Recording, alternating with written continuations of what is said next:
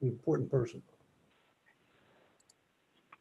Okay, Rick, are you going to do the preamble? Okay, so the ground rules are participants are asked to call in by 6:55, which everybody's done. They'll be asked to identify themselves, which everybody has done. The public will be muted when the board is during the meeting. For each agenda item that requires a vote, the public will be given an opportunity to comment on that. And if they do want to speak, they have to provide their name and address. And you can also email your comment or question to info@eastgoshen.org. And I understand you can also, and Susan can clear, if you're on the phone, I believe you could, Susan will tell you the code word, and you hit something, and you can raise your hand over the phone if you're participating by phone. And last but not least, if you're watching on YouTube, turn down the volume. Susan, you got to ask somebody something? I was just going to say, if you hit *9, it will raise your hand and indicate to us that you would need to, that you want to share something and speak. So everybody, *6, unmute yourself, *9 will raise your hand. I'm Marty Shane. I'm chairman of the board this year. I welcome everybody. This is the December 1st meeting of the Board of Supervisors. I will recite the Pledge of Allegiance to the flag. I would ask all those, including those that are our guests, to either remain seated or stand at your personal preference. And after that, there'll be a moment of silence offered by Supervisor Shuey. I pledge allegiance to the flag of the United States of America, and to the republic for which it stands, one nation, under God, indivisible, with liberty and justice for all. I'll ask for a moment of silence to recognize our police force, those who work in emergency services, our health care workers, specifically and particularly in time of the COVID, and those who serve and have served in the military, and all those who go in harm's way to assure our safety and well-being.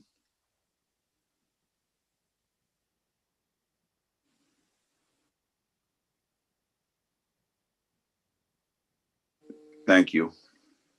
Everybody, I do need to announce there is a meeting it is being live streamed like it normally is. We have to say that generally speaking at every one of these meetings. And thank you for all the guests that we have tonight. I think we might have set a record. Kristen is here. Yeah, Kristen is here. Hi, Marty. I'm here. How you doing, Kristen? Kristen Camp is our solicitor, and we are going to conduct a hearing tonight for the roof-mounted solar systems ordinance. And I would ask Kristen to lead us through. And if you wonder who's typing, it's Kara Fitzpatrick, and she does a wonderful job for us. Thank you, Marty. Thank you, Kara. This is a zoning ordinance amendment. It's fairly straightforward. I'm going to introduce the board exhibits, which demonstrate that we follow the requirements under the municipality's planning code before the board can consider a zoning amendment. The first is we had to advertise tonight's virtual meeting as a public hearing. We did that in the Daily Local News on November 17th and November 24th of 2020. We also sent a copy of the ordinance for public inspection to the Law Library and to the Daily Local News. And we did that through email on November 13th of 2020. We had your planning commission review this. Mark Gordon initiated this amendment after hearing from a resident within the township who was interested in installing roof panels, solar panels on their roof, and had an issue with one section of the ordinance that we will be suggesting you amend. So Mark started this with the planning commission, and they reviewed it. And there is a letter dated November 5th, 2020 from Mr. Gordon to the board indicating that the planning commission recommended that the board adopt this ordinance. And then the last thing we did is we had to send the ordinance to the Chester County Planning Commission because it does amend your zoning ordinance. And they sent a letter dated November 20th of 2020 to Rick Smith, the manager. And the County Planning Commission's recommendation is that the amendment appears to be appropriate. So all the ordinance does is it takes one sentence out of your accessory use regulations. Those are found in section 240-32. The specific subparagraph O allows roof-mounted solar systems on a principal building or an accessory building. And the proposed amendment would delete the sentence that states that the rooftop solar energy system shall be placed a minimum of 3 feet from the roof edge, valley, or ridge in order to provide for adequate access path on the roof. So the amendment would delete that sentence that I just read and no longer have a minimum distance, at least not within your zoning ordinance, for where the rooftop solar panel has to be located as it relates to the edge of the roof. The fire code has provisions that are less restrictive than the zoning ordinance. So the goal is to take this out of a zoning provision and just rely upon the fire code provision. So that's the explanation, and also the exhibits that indicate that we follow the right procedures to have you consider this ordinance. Yeah, thank you, Kristen. David and I happened to be at the meeting of the planning commission when they were talking about this. I don't have any particular questions. David, do you? I don't. With that, does any of the board members have any additional questions? No, Anybody? no. No? Is there a No motion? questions. In fact, I just want to say that I'm really in support of this. I think that we need to move to this new zoning in order for it to be viable for people to put enough solar panels on the roof. So I think it's a good idea. Yeah, and I didn't hear Michelle real well, but if everybody missed what Michelle said, basically this will encourage rather than discourage the solar panels on the roofs. And so we don't have a lot of them. Some of us live in trees and some of us don't.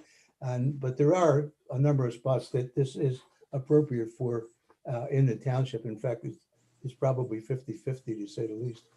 With that, is there a motion to adopt this ordinance?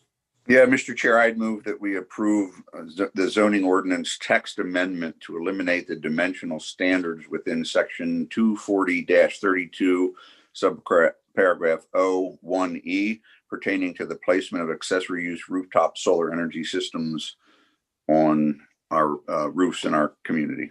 Thank you, David. Second that. Michelle seconded it. Is there comments or questions from your audience up there, Susan? If anybody has any questions, please hit *9 to raise your hand and we can have you unmute yourselves to ask your question. No hands raised. Marty, go ahead. Okay, anybody on the board have any questions? Okay. Oh, wait, Leo just raised his hand. I'm sorry. Okay. Leo, go ahead. Yep, grab the Leo. Go ahead, Leo. Yeah, I just want to say, I have had solar panels in my house for what, 5 years now, I think, 6 years. And back then we had asked for the change. I'm glad you guys are doing it now. I think it's wonderful. Just want that stated for the record. Thank you.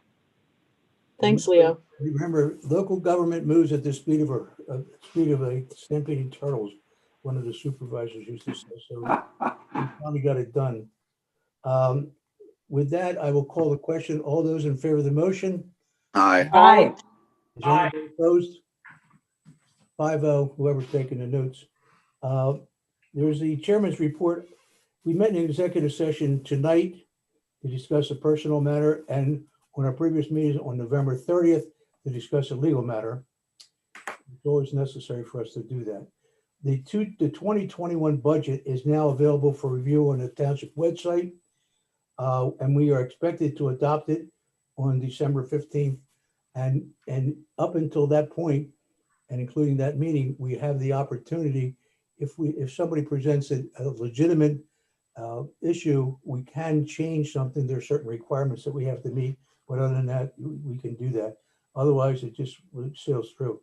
We had quite a discussion at the last meeting with respect to the preliminary budget.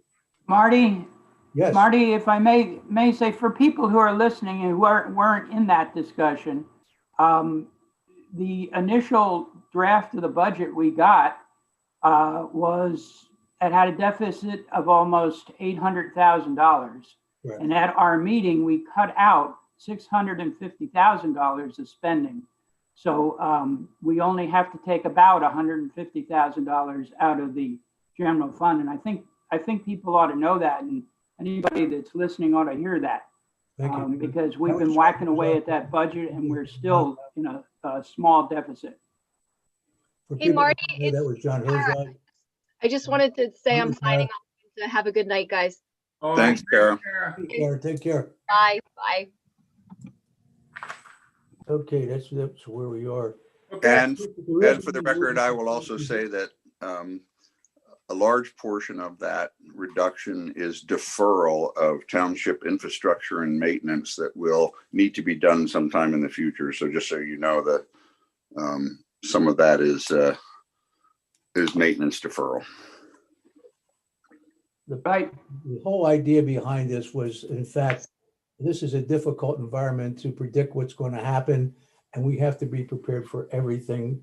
And we needed to take this opportunity to make some adjustments in what John had sent back earlier on in the year. Rick, there's no emergency services tonight? It's the first meeting of the month, right? Correct, Farman's not here, right? Is he? correct. Now, Okay. The financial report, there is none. Marty, you skipped over the announcement, the board chair, that PennDOT was looking for public feedback on Oh, you're right. I'm sorry. Thank you, David. funding and ideas. Yeah, the data that's on the website can tell you how to make any comments you want about the funding issue for PennDOT. If those of anybody that's really interested in that, please make your comments so that they know what your position is. Don't be afraid to do it. It's pretty clear how to do it. I don't have the information with me tonight, but it is on the website in the agenda for tonight. It's also important to note that what they're asking for feedback on is sustainable transportation options. And there's a lot in our future regarding cartway infrastructure, regarding self-driving vehicles, electric charging pathways, cartways, alternative modes of transportation, electric scooters, electric bicycles, walking pathways. So the PennDOT needs to hear from people with ideas regarding sustainable transportation options.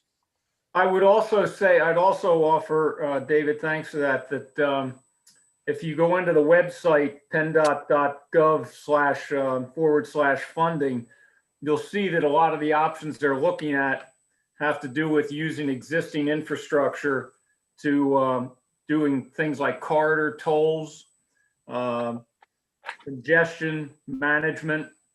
They're talking about road usage charges and fees per mile. They're looking at possibly changing up the formula used to determine the funding. As you may or may not know, Pennsylvania, we were very, I don't think we were first in the nation amongst our fellow states in anything, but we are first in the state gasoline tax that we all pay per gallon. And if you don't know what it is, I believe it is 77.1 cents right now per gallon. So if your gallon's $2.50 that you're paying, 77 cents of that is going to the state. Some of those funds are being drained off, if you will, by the Pennsylvania State Police, which is compromised funding. Our Turnpike Commission has a multi-billion-dollar deficit. The Department of Transportation, under the Secretary Yasmin Gramian, we're currently having over an $8 billion deficit. We've got the third highest number of bridges in the country among states. We have more road miles than New Jersey, state road miles than New Jersey, New York, and most of New England combined. And we talk about infrastructure. I don't know how they're going to pay going forward with what they need to do.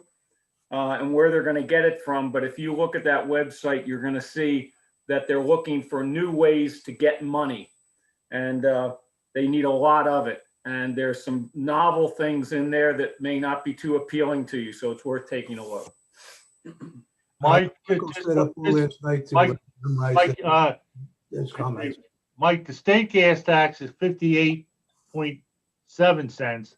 The federal tax is 18.3, and that gets you up to the 77. Well, maybe that's what it is. I didn't see Yeah. that when I looked on this, but the total of that combined makes us the first. And I think California is the second behind us, 3 cents behind. So I didn't realize it was a combination of both federal and state. One of the Thanks, problems that they have, and the reason for this is that when you get the environment that we have today, a lot of people aren't driving like they used to as a result of working out of the house or not traveling or whatever. And as a consequence, the dollar take from the gasoline tax is much less than what they anticipated it to be, which is a real problem for them. That's why you're going to see alternatives, methods of financing. And Mike's right, some you'll like and some you won't like. So it's worth making a comment to it. So you get your 2 cents in. Well, just two other points I want to make. One impact of the less miles being driven and part of the formula comes directly down to local government and what we refer to as liquid fuels tax allocation each year, which is a dedicated amount of money that comes to each municipality from the state based on road miles, local road miles, and population, that sort of thing. And the allocation indicated for next year for each municipality is down 6, 7, 8%. And so that has to be made up with local dollars. So there's an impact there. So that's something worth noting, that it directly affects us as local government. Well, it's either local dollars that if you choose to go that way, or if there's projects that are left behind that otherwise would be done. So it's a very difficult situation for the local governments. The local governments are getting hammered all different directions. So yeah, one of those things that we have to, right in this environment today, we're a built out community. Everything comes about managing your money properly and effectively. So that's and this is just one effort that you have that you can put input into it. There is no financial report this month. Chair, if I can add, they're asking for that feedback through December 17th. Thank you, Chris. Good point. PennDOT.gov/funding. For those that don't know, that's Chris Boylan. She's stepped up to the plate to oversee the operation down in our financial department until we find out till we get a new person in there. Kristen is our interim director of finance. And thank you, Chris. You're welcome. The next item is the minutes. I have read them. Has anybody else? They look good to me, and they look they look very, very close to what John used to do. So somebody that was doing them, and I think she's here this evening. She learned very well because she has the pen of John. Isn't that right, Susan? That's Thank you, Marty. I take that as a compliment. That is a compliment. As a matter of fact, you got them through without any changes. Is there anybody who wants to make a motion regarding? Well, Marty, I was wondering if anyone would pick this up on the November 10th, 2020, on page 5. Look at line 12.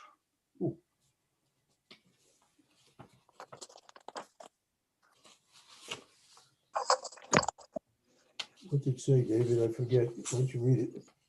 It says Dave made a motion to authorize.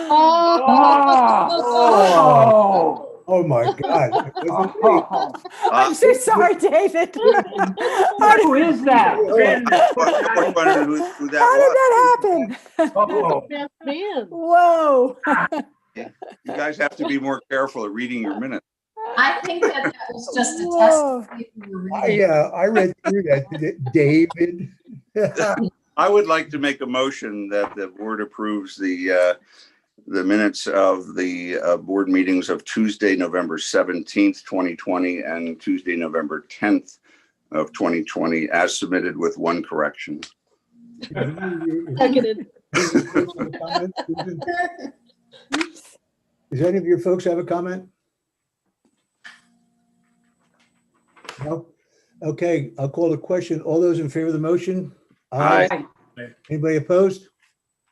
5-0, Susan. Okay.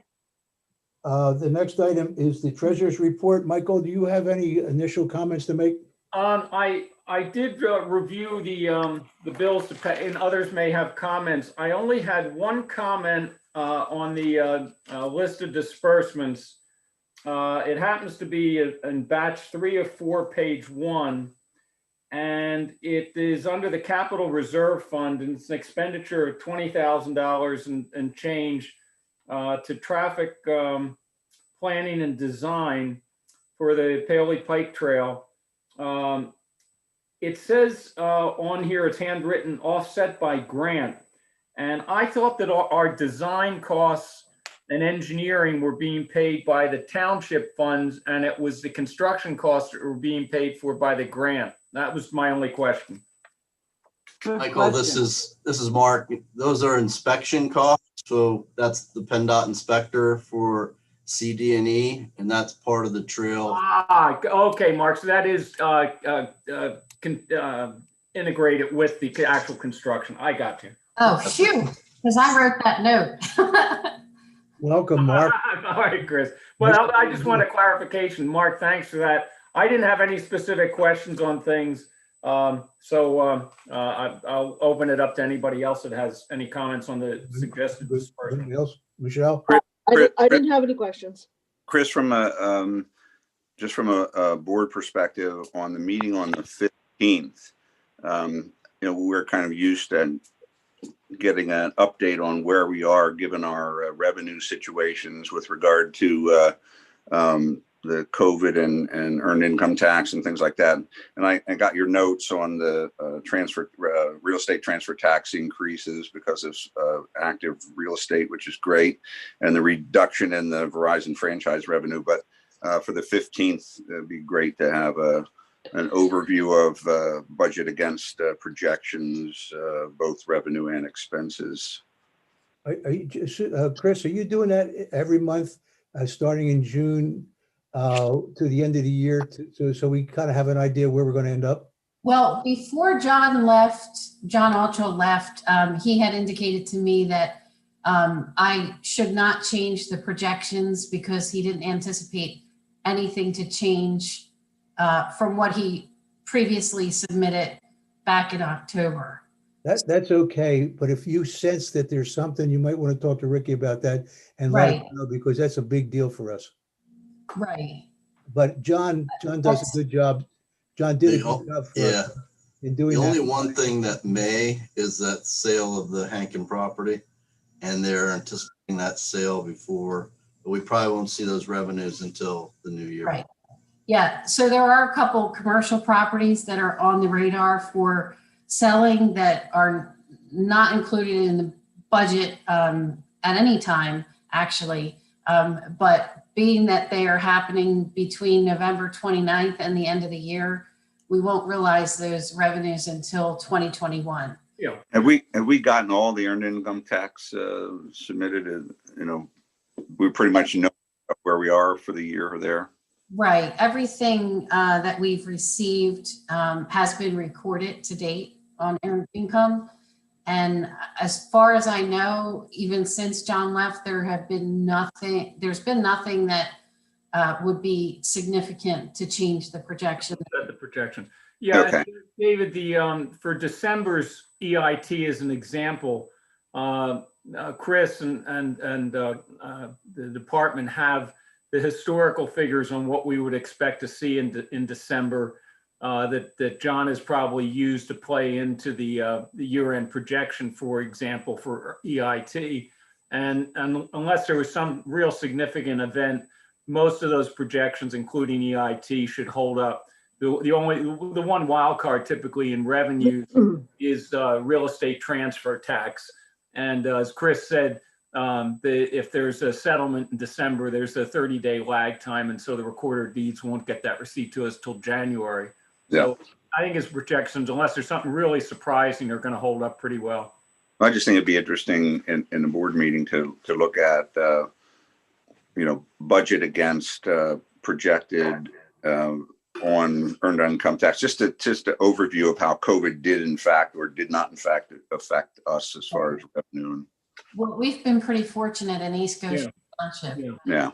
And I would say in my role in East Bradford, we're probably we've had little to no impact from the EIT from CV-19, which is again it relates to the demographic of our citizens and the sectors of employment and the positions that folks are in, not heavily reliant on services and those that have been so severely impacted. Yep. So, Mr. Chair, I'd like to move that we graciously accept the receipts and approve the expenditures as presented in the expenditure registry and as summarized in the treasurer's report. Any of our guests want to talk to us? Leo has his hand raised. Okay, Leo. Leo, He just muted himself. He needs to unmute yourself. Leo, you need to unmute yourself, please. There you go. Oh, that's Hey. crazy. That's just totally crazy. Listen, do me a favor. Don't mute me. I have my own mute on my own phone. It's faster than you guys doing it. All right, go ahead. I'm sorry. Go ahead. Okay, my first question, okay, since Mike brought this up, I would like to request a financial breakdown of the trail. If need be, I'll be glad to file a right to know, but basically I want to know all the facts and figures of all the numbers. I want to know how much has been allocated through the grant and how much has been spent by taxpayers. I want to know how much has been going to the, quote, actual construction versus all other costs. So if I need to, I would love to file a right to know. I'll be glad to do that. probably be better if you do that. Secondly, since we're talking about the budget, and I heard earlier in the meeting that there's talks of hiring a new financial director, and I know that in June, I believe the manager will be stepping down, and potentially a new supervisor will be elected next year. I think it would be important for the township of East Goshen and for the taxpayers of East Goshen that perhaps we should investigate looking into a forensic audit. I, as a taxpayer, would love to see the township do a forensic audit to justify all the numbers and to see where we stand. And I think the reason why I would like to see this happen is because we're going to be a changing of hands. And I think it'd be important that the new people coming in should understand where we've been and where we're going. And a forensic audit would be the best way to really see a map out of our financial status as where we stand today and where we were yesterday. So again, thank you very much. That's all I have to say at this time. Leo, two things. I think you want to file a right to know request on the trails. And the other thing the board will take under consideration, if we think it's appropriate, we'll do it. If not, we won't. I do want to make one comment that Chris and Mike, I think it was, made some comments relative to the sale of properties. The bigger real estate properties, we've been very fortunate over time to have some sales of those, maybe even the same one the year following. So we get the earned income tax or the transfer tax when that happens, but we do not budget, and that's deliberate because you never know when you're going to get it. And when we have received those things in the past, we have sent that stuff, we have actually squirreled it away for the future, and we're using it now, of course, in these times when you don't have the revenue coming in from the construction of new buildings. So that's what happens there, and that's what they're talking about as to why that's important. Okay, I'll call a motion on the treasurer's report. All those in favor of the treasurer's report? Aye. Aye. Anybody opposed? Michelle, did you second that? I did. Yes. Okay. So did Mike. Thank you very much, both of you. I appreciate that. Regarding old business, we need to acknowledge the receipt of letters from PADP, DEP, PAPUC, and the Attorney General's office denying our request for records related to subsistence reported by the whistleblower. Ricky, do you want to make any comments about that? Yes, we I met with Kristen and Guy when these came in or last week. Essentially, there's nothing, we will not be successful if we file an appeal. The Attorney General is not going to give anything out concerning a grand jury investigation for sure. And the PUC and the DEP have both invoked that exemption for investigation, ongoing investigation. So therefore, we do not believe it's going to make any, we'll be wasting money to file the appeal. So. And it's interesting that with the three letters that came back from the Attorney General, from the PUC, and from DEP, they each have their own right to know office and officers. They were all consistent in references to the right to know laws and their reason for the exemption or not and being denied, so that it wasn't as if there were three different reasons. They were all playing into the same basis for the denial. So that was there's no question about them tuning into the respective provision, and each of them caught that. I doubt very much that the three entities collaborated on the letters. It was interesting that the DEP said it was because of that the information was protected by informant's privilege. The PUC said there was an active investigation, and the Attorney General's office said they could neither confirm nor deny the existence of the requested documents. Yeah, that was a good one. I like that. Yeah. So the language was different in each case, but the point was we got an active investigation and they're not going to give us the information. So having said that, we have our own counsel that we engaged who has talked to the whistleblower, and we have information from the whistleblower and his attorney and other people that we've engaged to talk to. So we've been collecting that data. On that topic, is it appropriate to ask Rick for an update? I know we posted something on the website today about PennDOT's activity at the subsidence location. So, as you would expect, this 352 is a state road, and the right-of-way for it was granted probably back in the early part of the country. So they had to research their records to confirm what the actual right-of-way is for that section of 352 is in East Goshen. Apparently they have confirmed it. Now they're going to have to get their survey crew out, and the field survey is scheduled for the end of this week. And if it confirms that the subsidence is within the right-of-way, then their maintenance unit will call in and do the PA1 call, and they'll come out and do their test stake. So PennDOT did say they keep us up to date. So we'll keep looking for the PA1 call notice, and we'll go from there. And the PennDOT, if they come out and do a dig or a bore or something, will they be accompanied by a geophysicist or appropriately licensed in Pennsylvania person so that we get the right kind of report that we're looking for? Well, it's my understanding that the geotechnical unit has a professional geologist on staff, and that person would come out and look at it. Okay. I'd like to know, are we going to be getting the report on that before Sunoco does? Well, we can ask PennDOT for what they have. Okay. I don't know why they wouldn't give it to us. They've been very forthcoming in the past. So. Okay, good. David, for the benefit of the audience, do you want to tell everybody how this all links together with the whistleblower thing and what a subsidence is and all that, and why this is important to us? Yeah, without getting into too much detail, a subsidence was noticed by a contract geophysicist who was under contract with Sunoco. There were basically the geophysicist was told not to talk to the drillers. He filed a report that was filed in a format that was not PDF, that was changeable, editable.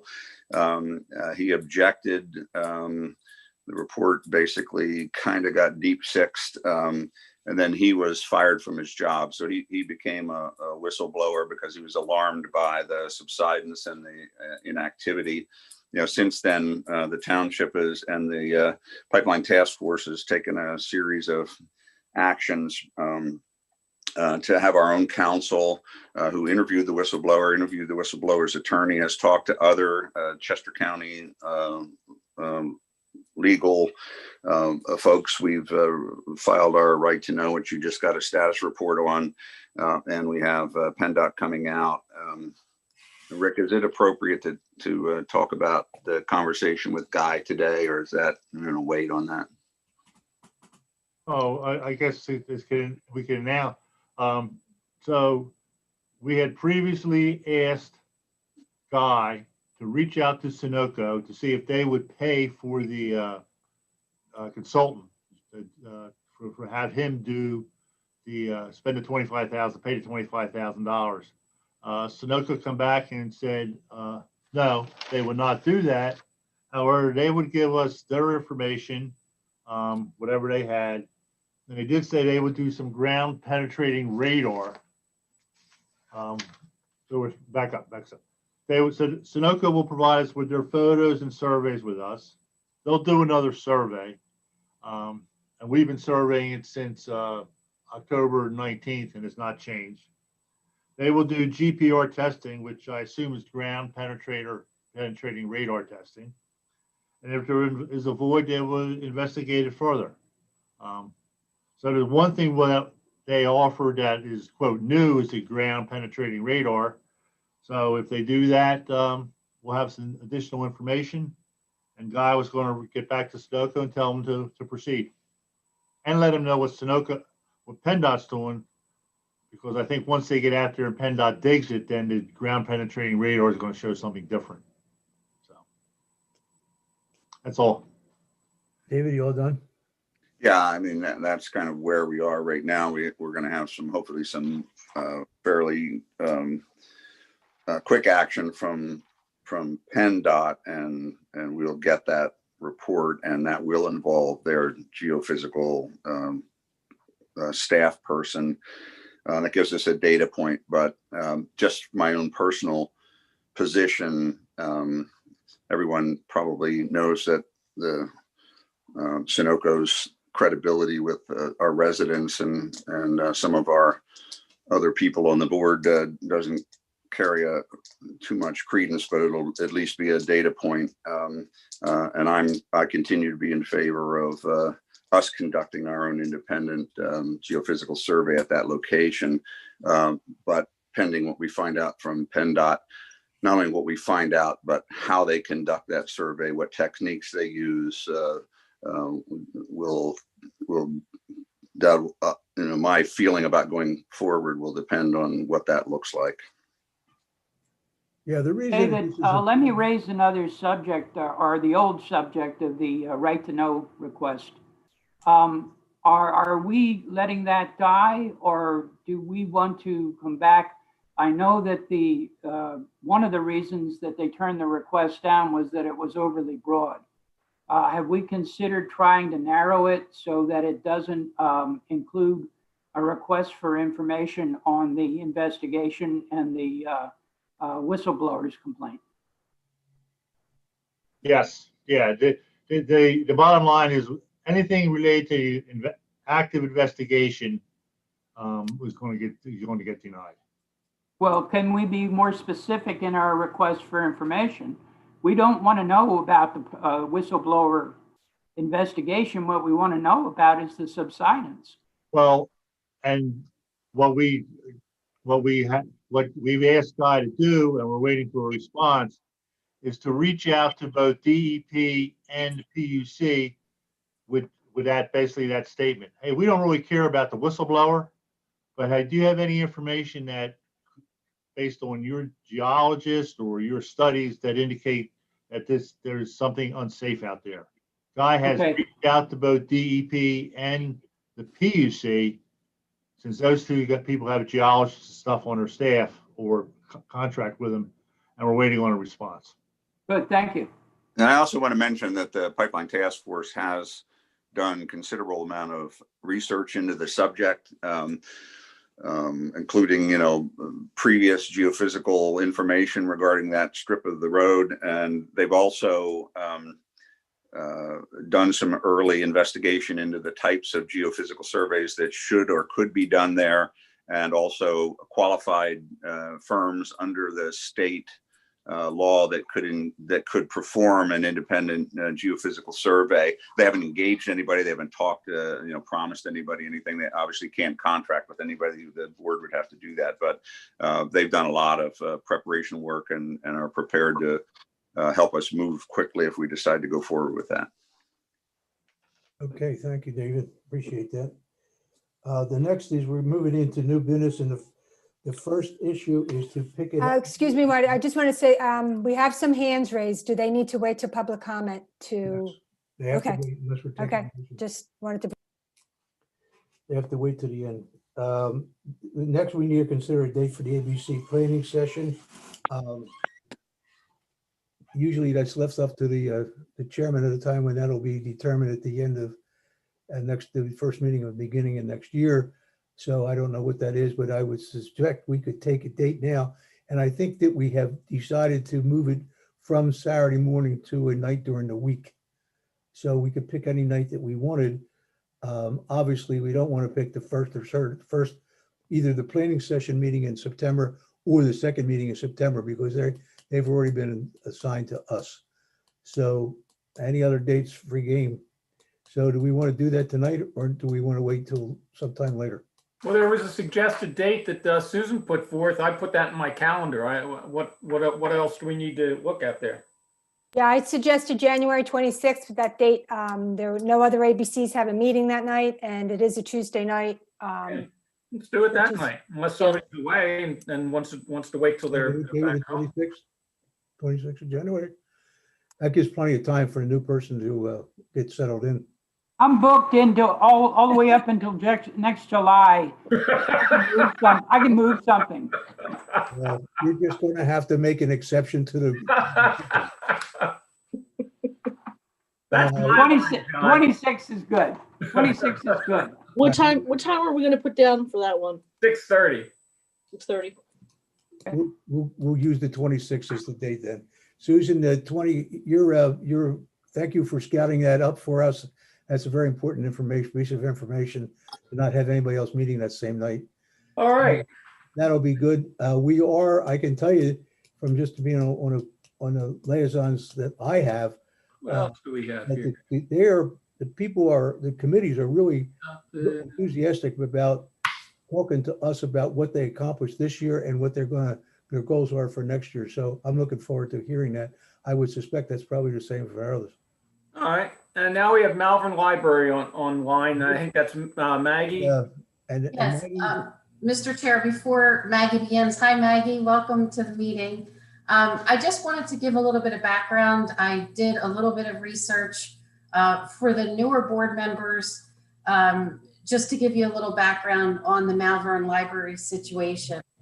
Back in May, well, every May, we have a long range planning meeting that the Director of Finance lays out the long range plans for the township. And back in May of 2019, I know a couple of our board members were not on board then. John Altschul had mentioned an item regarding the Malvern Library, where the Malvern Library had asked for an increase from $18,000 a year to $25,000 in 2020.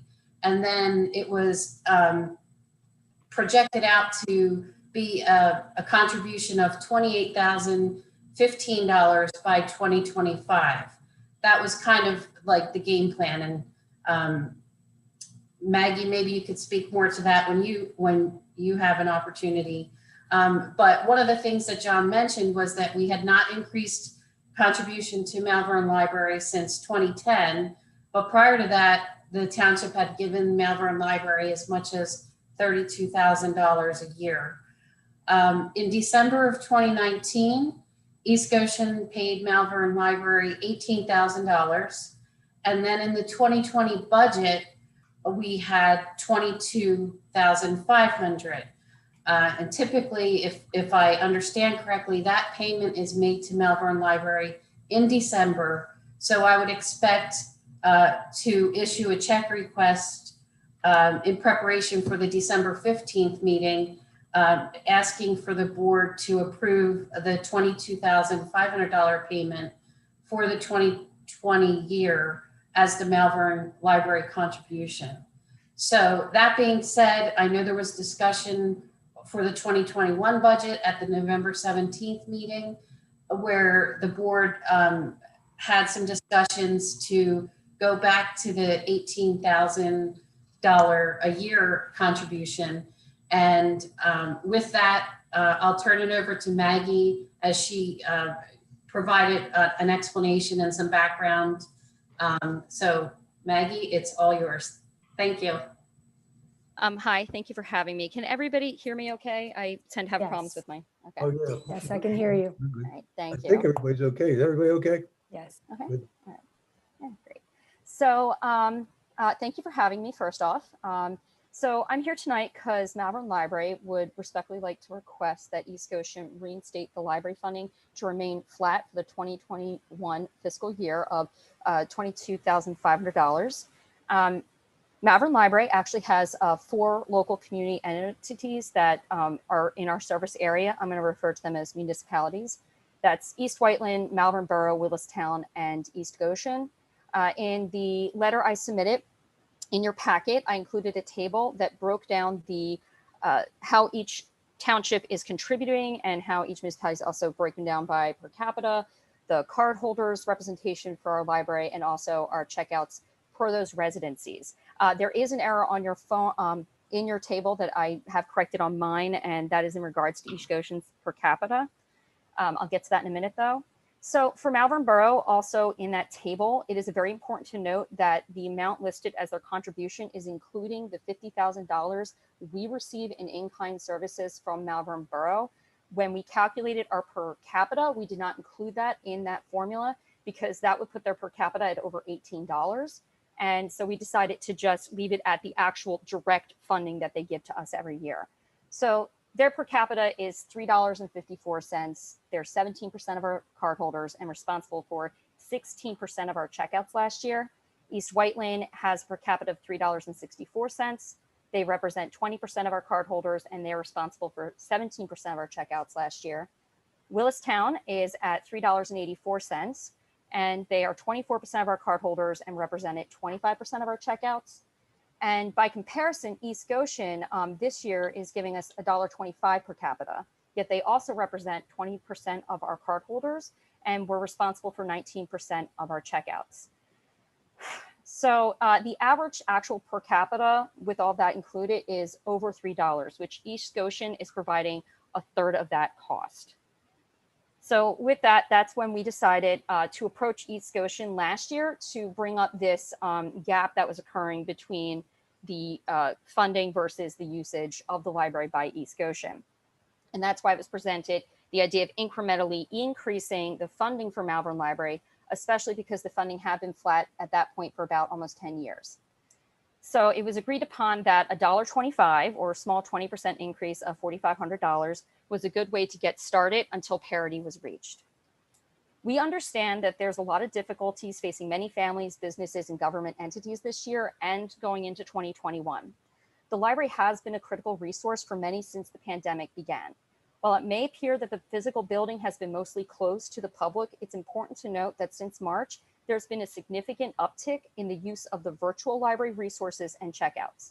These are provided through Overdrive, which has an app called Libby, where patrons can download ebooks and audiobooks. The county as a whole and Malvern Library was already seeing a trend upward in the use of this platform. Back in January, Malvern Library cardholders were responsible for over 5,000 checkouts. And by July and August, that number had risen close to 8,000. By comparison, the whole county had checked out over 119,000 back in January, but by the same time period, it was already rising up to 163 checkouts. And that was when libraries were already reopened for curbside pickup where patrons could grab print materials. So East Goshen residents have been availing themselves of this resource. And there are a lot of tangible and real expenses associated with providing e-formats of materials. And that's mostly because the business model is different than the print model, and it is more expensive. The cut that was listed for Malvern Library would be a 20% cut to our funding from East Goshen. And that would be rather drastic considering that East Goshen is disproportionately underfunding the local library as it is, even though it is being used by their residents at the equal rate to the other contributing municipalities. And that's why I'm here tonight, is to request that East Goshen show their support for the resources we are providing to your residents by providing flat funding of $22,500 or the per capita of $1.25. That's the request in a nutshell. I'm happy to answer any questions that you have about further statistics. I do have several readily available. I have a couple of questions for you. Okay. So thank you for coming in and giving your presentation. Percentages don't really mean anything to me. Can you tell me the percentage that you gave me of East Goshen Township residents that are checking out books, or 20% checking out? What number of residents is that? Okay, the number of residents is, sorry, let me just grab my notes here. So I'm curious about the number of residents, and understand as well, those other townships that contribute have other income that we don't have. And Willistown is contributing $4.48 per person to each of the Malvern and the Paoli Library. They have 10,000 residents. They have some significant income, but they also don't have a fire department. Our fire department is at a $1 million loss this year because they didn't have the Goshen Fair. And so they're going to be coming to us this year. So we have to have fire. We don't have to have library services. I'm curious, do you have that number for me? Yes, I have that. The card holders for Malvern Library are 1,334, but total East Goshen residents, it's over 3,000 are card holders of the entire system, to which we are a member of, and they are able to get materials either through our facility or through Chester County as a whole. And so I'm sorry, you said that card holders at Malvern Library equal 1,334? 1,334 currently as of today. That's not East Goshen, that's total for all of East Goshen. No, that's East Goshen. Our East total, Goshen. Yes, East Goshen. Our total library holders is over 6,000 for our particular location. Okay, and so have you done anything as far as reaching out directly to those people who utilize your services? I don't utilize the services at the library. Do you hand them a letter and say, East Goshen is considering cutting our funding, and we really appreciate a direct contribution to us if you are of the mindset? Actually, every year we raise about 11% of our income through donations. And we do that through letter solicitation, people wanting to name shelves, and that's how we're able to raise those funds. We also reach out for grants when we can. And by comparison, East Goshen represents 8% of our budget of income. And we do have a very small budget of only $250,000. And while I understand that there are those who aren't using the library, there are a lot of parents and others who are coming to our library, not just to check out a book to read because it's fun, but because they need these resources, especially now. I have parents who are homeschooling, who don't have internet, who are checking out our hotspots that we have available to them. And that is an expense to us that we do charge a fee to try and recoup those charges on our end. So we are being used for vital resources. And I know that there are people who don't use the library, but I mean, that argument can be made for any tax funded entity that isn't necessarily used by every individual. So I think we need to look at it as what we're able to provide to the community. I mean, even right now, I have an online program going on providing yoga for people to find ways to de-stress during this pandemic. And we're offering our online children's programs are being offered online to keep the kids engaged, especially as more parents are at home with their kids trying to work. I mean, my son, if you saw his cameo earlier, was walking in. So we are doing our best with the conditions that we're under right now. And again, like the resources that the demands on us to meet those needs are rather high, and cutting our funding makes it more difficult for us to meet the needs of not just East Goshen, but all the residents. Right. And yeah, sorry. So no, I understand that, but we also have 18,500 residents here in East Goshen, and I mean 1,334 residents. I mean that, you know, that's I just don't, I just don't know that. I'm just concerned about the fact that we do have some budget issues right now, this next year coming up. And like I said, with the Malvern, not with Malvern, but rather with Goshen Fire Department being unable to raise their monies, they're going to be coming to us. And it's not a matter of if, it's just a matter of when and how much they're going to need. So I'm thinking that for this next year, I still don't, I just don't know that we can afford it. I would like to make a comment and a motion. My comment is that, I think as a community, we really, it's critical that we support the arts and humanities in our community. And I think the library is an integral part of the services that we offer in our community. I hope not to use the fire department, because I think only a very, very small percent of the homes in our community burn to the ground, but we contribute significantly to the fire department. So I think that's conflating the fire department with the library is not a argument that really holds water for me. It's $4,500 that we've considered cutting from our budget, and I would like to make a motion that we support the library by funding it at a level of $22,500 for the fiscal year 2021. That is exactly the same number as 2020 is, right? That's correct. Exactly.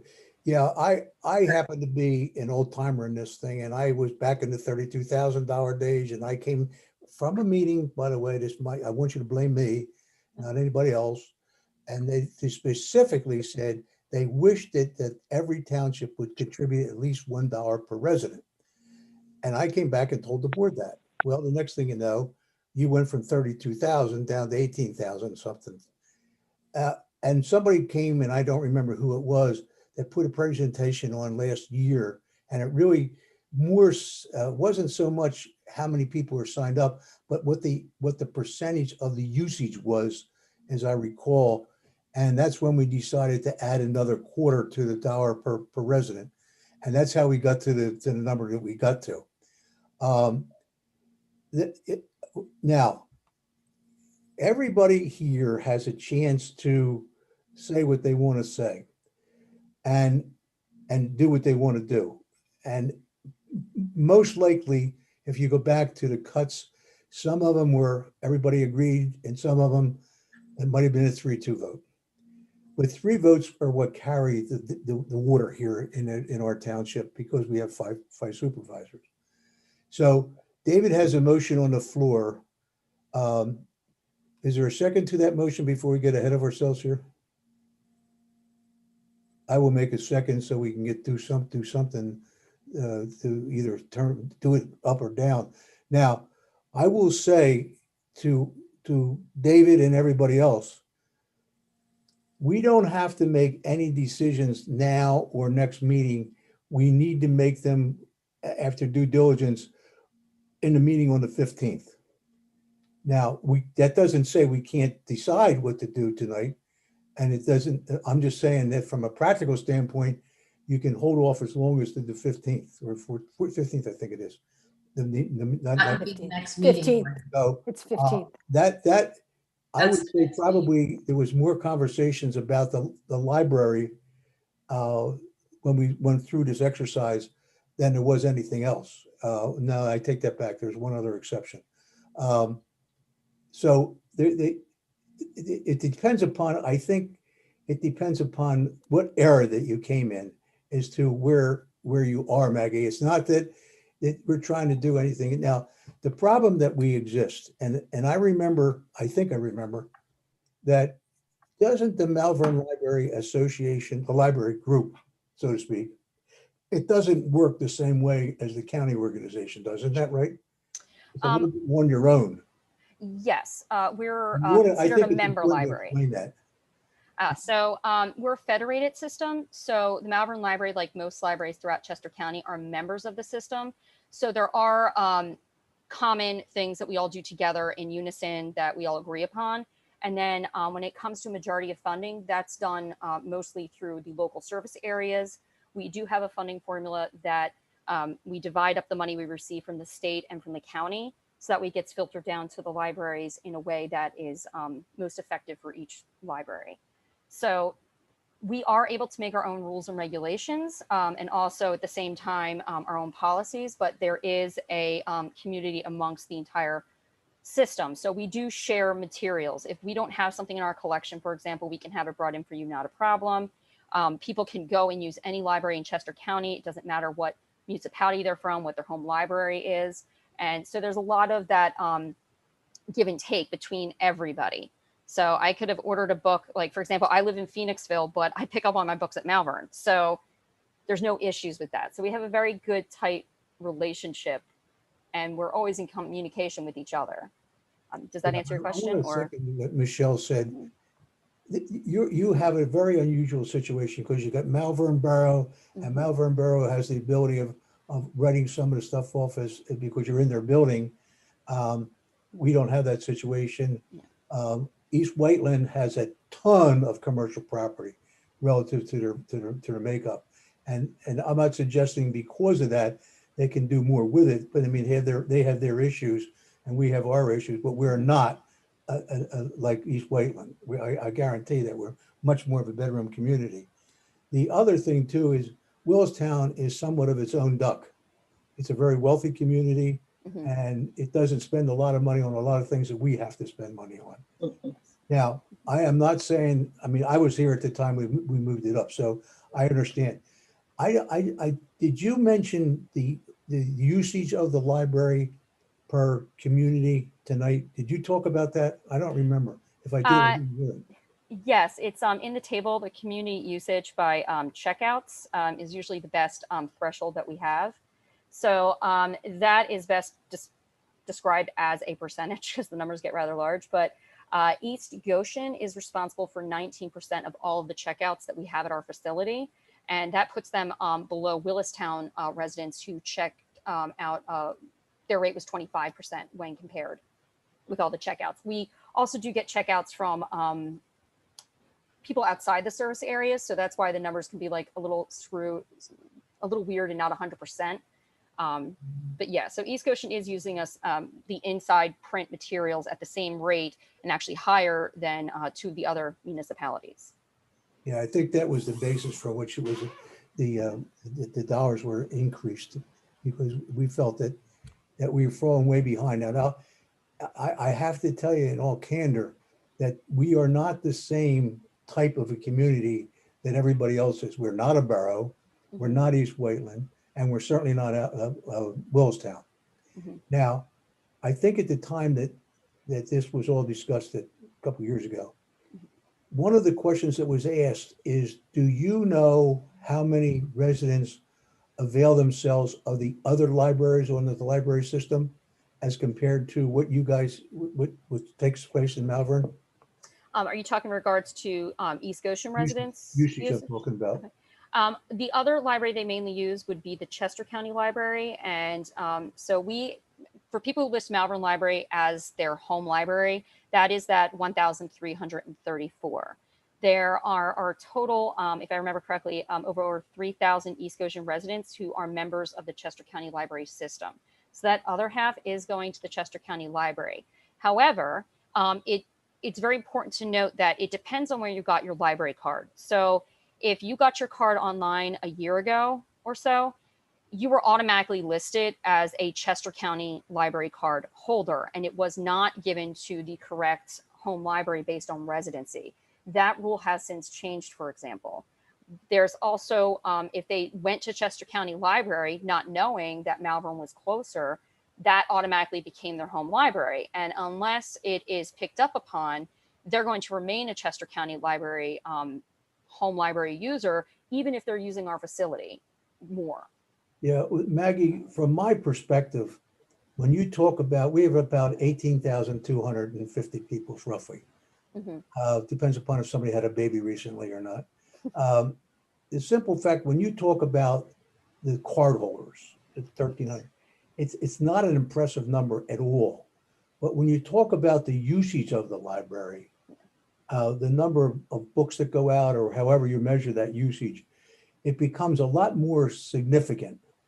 So I would caution, I think it's very important for everybody to understand that the usage of the library, the Malvern Library, is a lot greater than the 1,300 that are car holders or whatever that number was. So Well, it's up to everybody to make their own mind up. They can make it tonight, they can make it tomorrow, next week, or they can make it the following week. But David's got a motion on the floor. If anybody else wants to make comment. I We still have have- a couple, I still have a couple of questions as well. So can you tell us what the percentage of checkouts equals in real numbers? Okay, so for example, I have the numbers here. So in October, and this is just 1 month, and keep in mind, we do have limited hours with curbside at that time. But there were from East Goshen at our location, 867 checkouts at our location by East Goshen residents. Their total, How many? I'm sorry. 867, sorry. Thank you. The total checkouts by East Goshen residents throughout the county was 1,163. So their checkouts at our facility, it represented 74%. And for us, the total checkouts of that entire month for everybody was about 4,355, and East Goshen represented about 19% of our checkouts. And that's just this past October and in a pandemic. Okay. Maggie, I have a specific question regarding looking at the chart that you put together, and you referred to the library card holder by residency, and you have down for East Goshen 20%. Yet when I heard you mention that there are 1,334, I think, card holders, that says to me something like 7.4% of the population in East Goshen. What am I missing there? There's an incongruity there that I don't understand, or there's a nuance that I don't understand. That's based on our total card holders of the Malvern Library. So we have about 6,600 card holders for Malvern, and of that 6,600, 20% of them are East Goshen residents. Okay, but then of course, so it's legitimate then if I said that of our East Goshen population, 7.4% of the East Goshen citizens are card holders. That is correct. And I mean, it is also good to note, though, that if you were to look at that number and look at the cost per an actual card holder, for East Goshen, it's $13.49. But when you look at Malvern, excluding, for example, the in-kind services, it's $39.38 per card holder for them. So when you're looking at the other libraries, it's still, East Goshen is coming in at less than half of what the other libraries, the other municipalities are affording to the Malvern Library. Okay.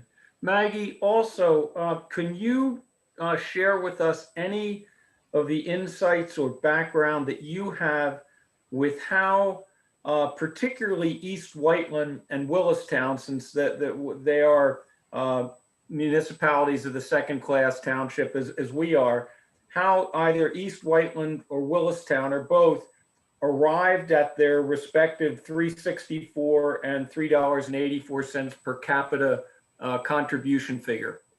I can't really go into their decision making on to making it that level, but when I do attend their meetings for like Willistown, they make it very adamant that they're very supportive of the library, and they really do see the return on investment.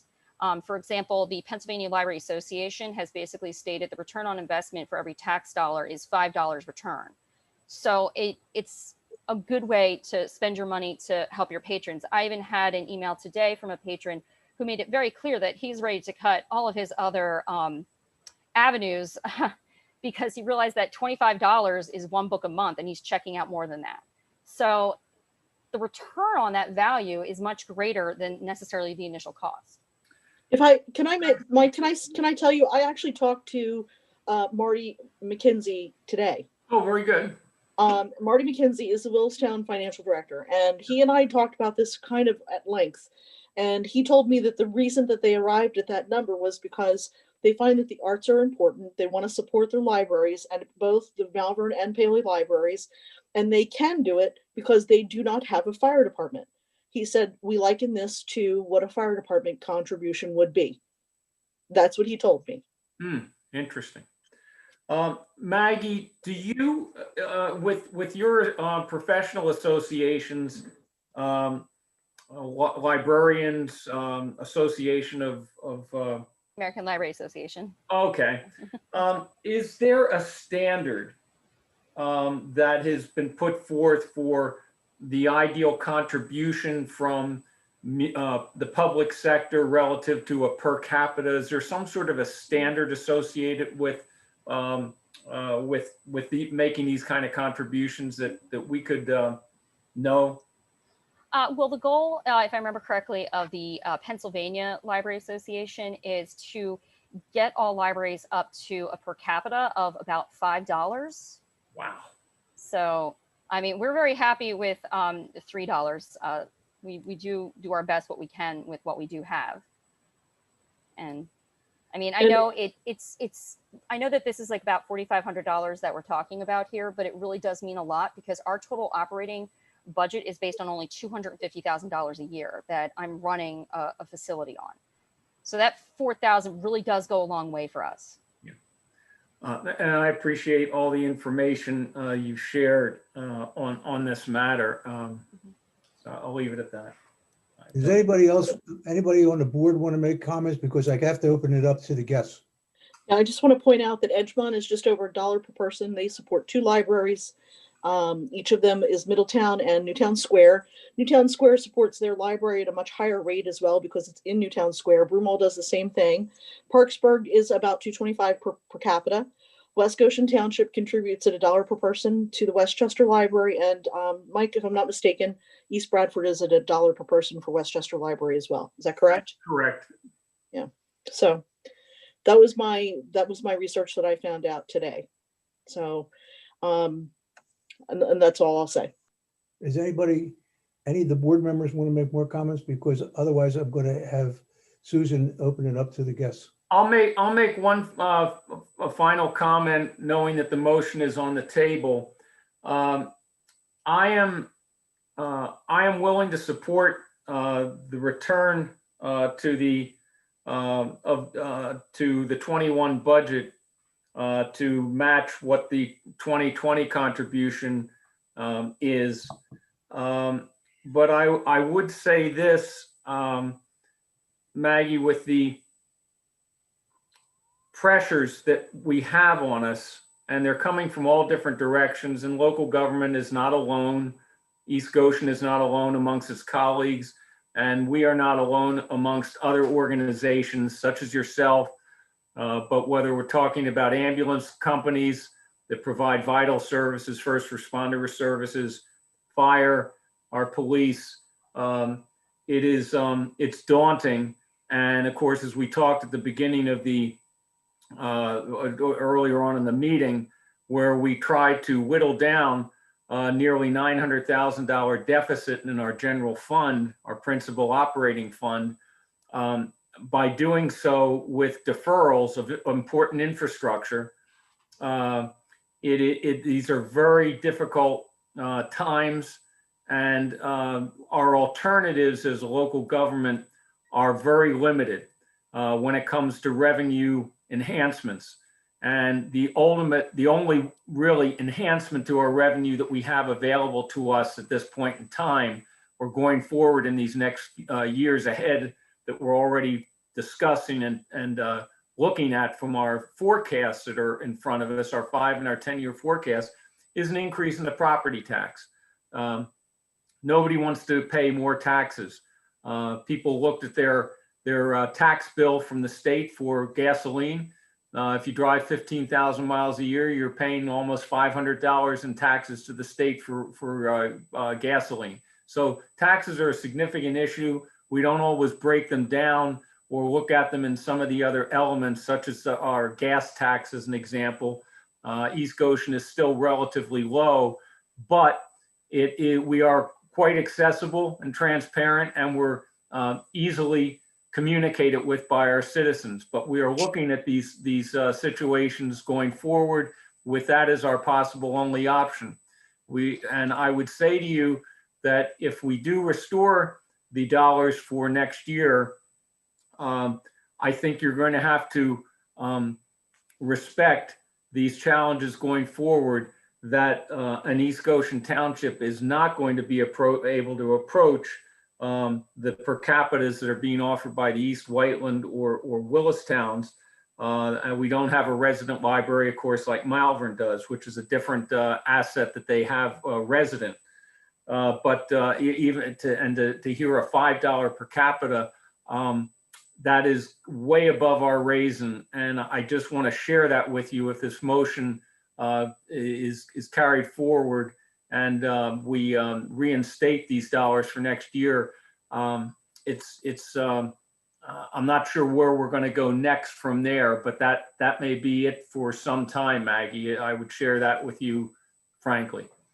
Yes. And we Mr. would- oh, I'm sorry. I was going to say we would fully expect that, especially because the situation has radically changed from when this was first brought up back in the summer of 2019. Yeah. And, you know, we're not really going to be asking our municipalities at this time to reach $5. To me, that is a dream goal one day, maybe far down the line. But in the foreseeable future, this was why we presented an incremental increase. And if it is flat funding for the next year or so, that is something we're willing to accept, especially because we know that this pandemic has caused economic hardships that it's going to take a while to dig out of. And we completely would understand that and be completely appreciative, obviously, if we have maintained flat funding for 2021. And Maggie, just one other thing. If you would share with Rick Smith when you have a chance, a little more specifics about your annual, I suppose it's annual outreach to card holders and or the community, just the way the Goshen Fire Company, for instance, has an outreach program for subscription or membership or contributions. If we could know a little bit more about that, and depending on what we see, we may come back at you and maybe suggest to become a little more robust. We are looking to increasing our fundraising in the future. That is something we are looking for as a goal for 2021 is to increase our fundraising. Yeah. And that is a priority for us. So Right. there is in the works. Thanks very much. You're welcome. Anybody else? Because I want to go upstairs or to the guests. Yeah, Marty, you have 4 people with their hands raised right now. Okay. Have them some order. 5, actually, 5. Okay, Leo, you had your hand up first. I'll go by first come, first serve. Go ahead, Leo. Thank you very much. Maggie, I hear what you're saying. And I think if you were to take a look at the agenda, you would learn something about the adage of location, location, location. Further down in the agenda tonight, the Board of Supervisors are going to debate whether or not they're going to spend between $34,000 or $61,000 for a new system put into the boardroom. Basically, audio, video, TVs, you mentioned it, and they're talking about doing a revise that they did 4 years ago. They're talking about now spending that kind of money on those type of equipments. I find it interesting you only want $22,000 for the residents to continue reading, which I think is admirable, and I really love the fact you want to do that. But I also think it's interesting that the town supervisors will be voting shortly on whether they should spend $34,000 or $61,000 on what I will call an entertainment system for a meeting that rarely anybody ever goes to. And that's all I have to say. Thank you. Leo, that comment was more directed, I think you misdirected it to Maggie, as she doesn't have any impact on that. You should direct it to the supervisors because that's a matter we're taking up, Leo. So I hear what you're saying. Thanks very much for that. Kay, you're next. I haven't said anything and I'm gonna now. Okay. We cut $650,000 off of the budget last week. I'm voting no on this. I'm voting no on the equipment for the meeting room and probably anything else that comes up for spending.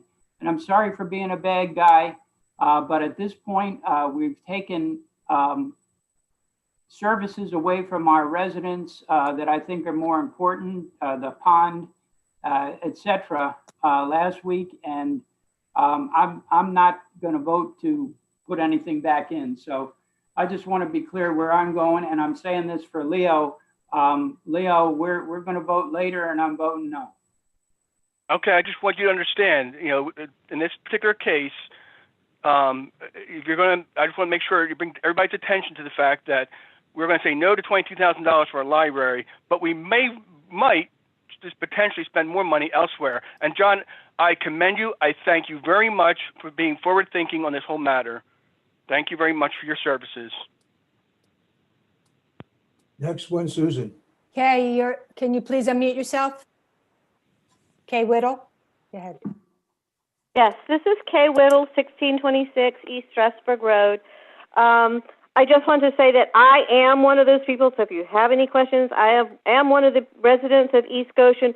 I use Malvern Library at least once a week, and I have done that for 20 years. I get a letter asking for donations every year, and I respond generously. It's a very valuable service to me, and I think that it has become even more valuable with COVID, with isolation.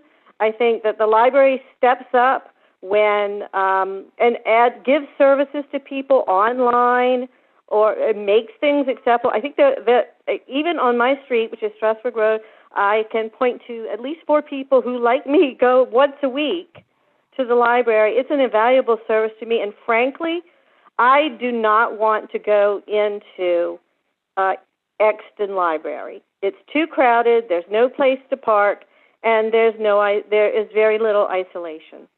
So Malvern Library has been an invaluable service to me over the years. It's worth every penny that I have donated personally to the library. I hope that I understand the problems. I understand the budget issues. I am so glad I don't have to make these decisions. But I am saying that I think that partly what I think that we have, I think it's important. I think that libraries are important. I think their intellectual development, just having something to fill our time with. So I don't think that you should underestimate that. At the same time, I'm not sure, and I'm just going to throw this out there, in case you're going to vote to cut this, I don't know why you would cut back to 2010 prices. If you were going to make a cut, why couldn't you? I hope that you will give the full amount that is asked for, but if you're not going to do that, can you deal a little bit? Can you drop back to 2000? I do not think we should be shortchanging this library. I'm a resident of East Goshen Township, and I cannot do without the Malvern Library, and I do not know Maggie at all. So, Well, you do, Maggie, meet Kay. Kay, thanks very Hi, much. Kay. Nice for to your meet you. comments. Very much Kay, thank you. And Kay, thank to you, be Maggie. clear, for your Kay, to be service. clear, it's Michelle Truitt. To be clear, we're not dropping these numbers back that far. We're just dropping it back to the level that we were funding it in 2019. We're not talking about dropping it back to 2000 or the dark ages. We're simply saying just potentially for this year. That's all. Let's get to our next comment, please. We may Okay, have. Christina Moily, you're up. Christina, She's coming. Go ahead, Christina. Nope. We can't hear you. Okay. Next. Mike? Mike Brumley. Now can you hear me? Yes, this is Mike Brenley, 1641 Hunter Circle. I recall a library discussion, Marty, back in 2010, when East Goshen Township considered eliminating support for the library. And I was able to help convince you that was not a wise move, and I applaud you for the continuing support. I am speaking in support of the proposed contribution of $22,500 to the Malvern Library. We've heard tonight important facts that I would like to put into perspective for the board. There are roughly 3,000 cardholders in the library system that reside in East Goshen Township. Less than half of them use the Malvern Library because the others go to the Westchester Library or the Exton Library. The Exton is my favorite.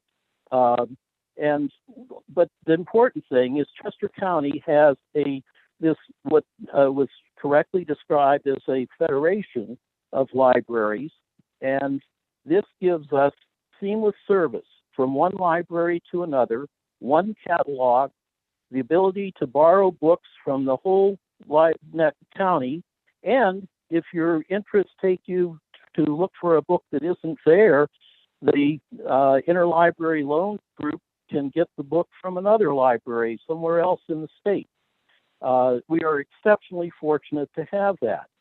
For that kind of service, the only thing the library is asking for, the system is asking for, is that we support the Malvern Library.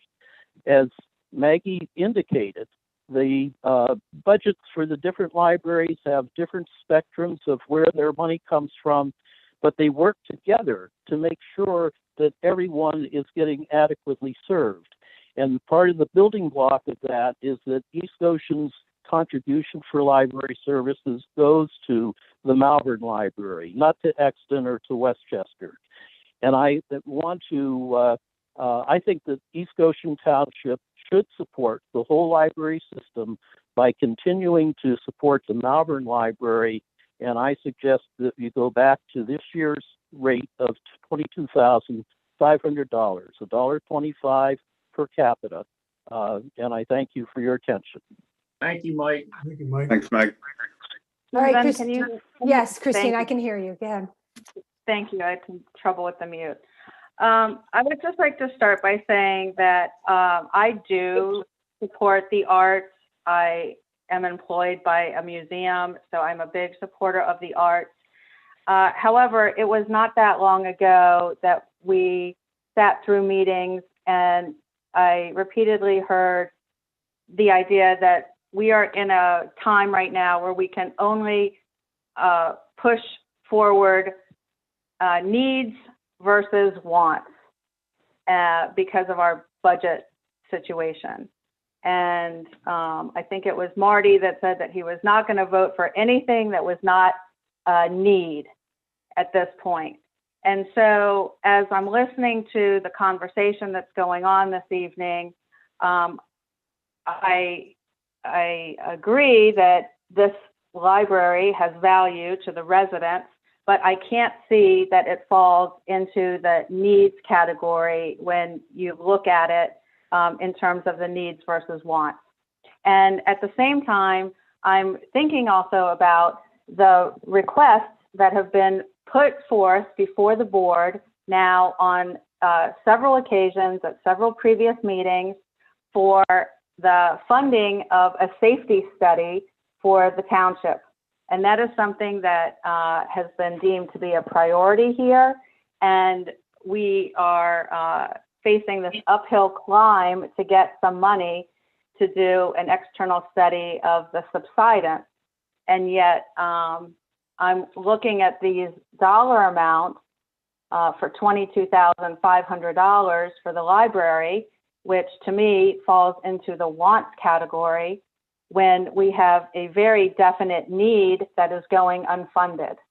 So for my point for this comment that I'm making is that if you are considering voting in favor of this tonight, I would just like you to remember that you have repeated requests in front of you for funding for something else that is within this own township, within East Goshen, that doesn't benefit just 1,300 residents, that would benefit all the residents here, and that you have a standing request for money in front of you. So I am going to step in front of Ms. Stanton and remind you that you have requests already waiting, that there are hands already waiting in front of you from your own residents for something that is a definite need. And I hope that you will consider that before you take your vote. It is not to say that I don't see the value of the library, because I absolutely do. And I absolutely understand what Kay Whittle said, that she uses it and she donates to it and she supports it. I would actually encourage Ms. Stanton to maybe reach out to the Westchester Area School District to see if she can get any support from them, since it seems like the library is fulfilling a need from a lot of students that are now at home. But I would just remind the township board that you have outstanding requests from your own residents in front of this one. Thank you. I'd like to interrupt for a moment and make a suggestion and possibly throw an alternative motion out on the floor, if I may do that. No, you can only have one at a time, Mike. Okay. I have a second motion that I want to introduce at the proper time then. And I'd like to just say one more thing. I find it curious that I was able to raise my hand and comment on this issue, but not the previous one having to do with the denial letters. Why wasn't I had my hand raised from the library? but I was deferred to the public comment period. There was no vote to be taken at that time, Christina. Okay, thank you. Can I also just make a comment to the suggestion to go to Westchester's school district to request funding? The agreement between the Chester County Library Systems is that we all know which library service area is allocated to each library. And at this time, we are not permitted per our agreement with the other member libraries to go to those other townships at this time. Thanks, Maggie. Okay, any other public comment? Because I'd like to either. There's one more, Mike, I'm sorry, one more person who had their hand up, Patrick Okay. Hutchinson. Mike, take it easy. You gotta go through. I hear you. I hear you. Patrick, can you please unmute yourself by hitting *6? Okay. Okay, Patrick Hutchison, 1613 Heron Lane, and full disclosure, I am a volunteer member of the Board of Trustees of the Malvern Public Library. I'll keep this short since we've gone over a bit on the time here. Number one, I want to thank Maggie for all her hard work, not only tonight in the presentation, but also in keeping the library going during the pandemic. I think we've heard a lot of good back and forth on this topic. I totally understand the challenges that the East Goshen Board faces with the budget for 2021 and the uncertainty caused by the current pandemic. I'll just leave you with one thought, and that is $4,500, which is really the ask here, is not a big ask necessarily for East Goshen. It is a big ask for the Malvern Public Library. As Maggie pointed out, the budget is simply not that high. And if it turns out that both East Goshen and other locations are forced to cut funding due to the pandemic and due to other constraints and other priorities, then the library is not going to be able to provide the services that I think are important to its users and important to to the general public. So that's pretty much all I have to say, and thanks for the time. Thank you. Okay, is that everybody, Susan? That's everybody, yes. Anybody else from the board want to make a comment? Okay, I'm going to call the question. Mike, you said you wanted to, I'd like to make a motion to table this issue until a later time. No, you can't make a motion on a motion. All right. I motion to table. You're going to write it out, then you can put another motion. Let me ask this, Marty. May I make a friendly, may I offer a friendly amendment to the motion that's on the table? David, he made the motion.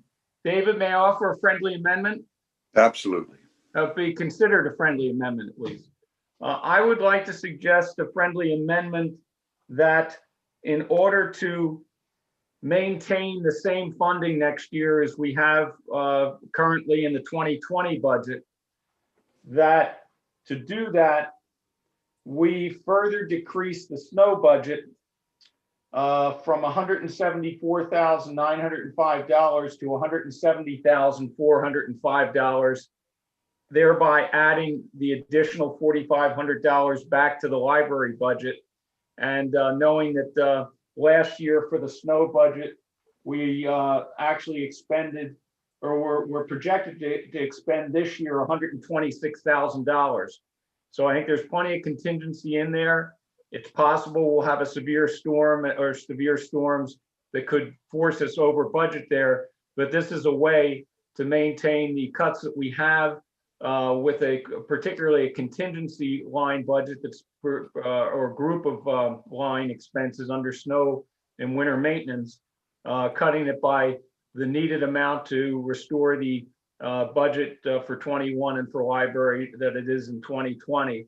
So I would offer that as a friendly amendment.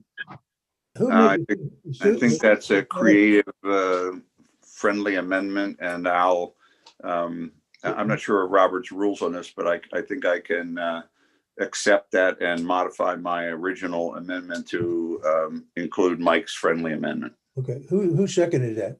You Michelle? did. Marty. Who did? You did. Marty seconded I it. did. Marty, yes, you did. I'll leave it alone. How come I can't make a motion to table the issue?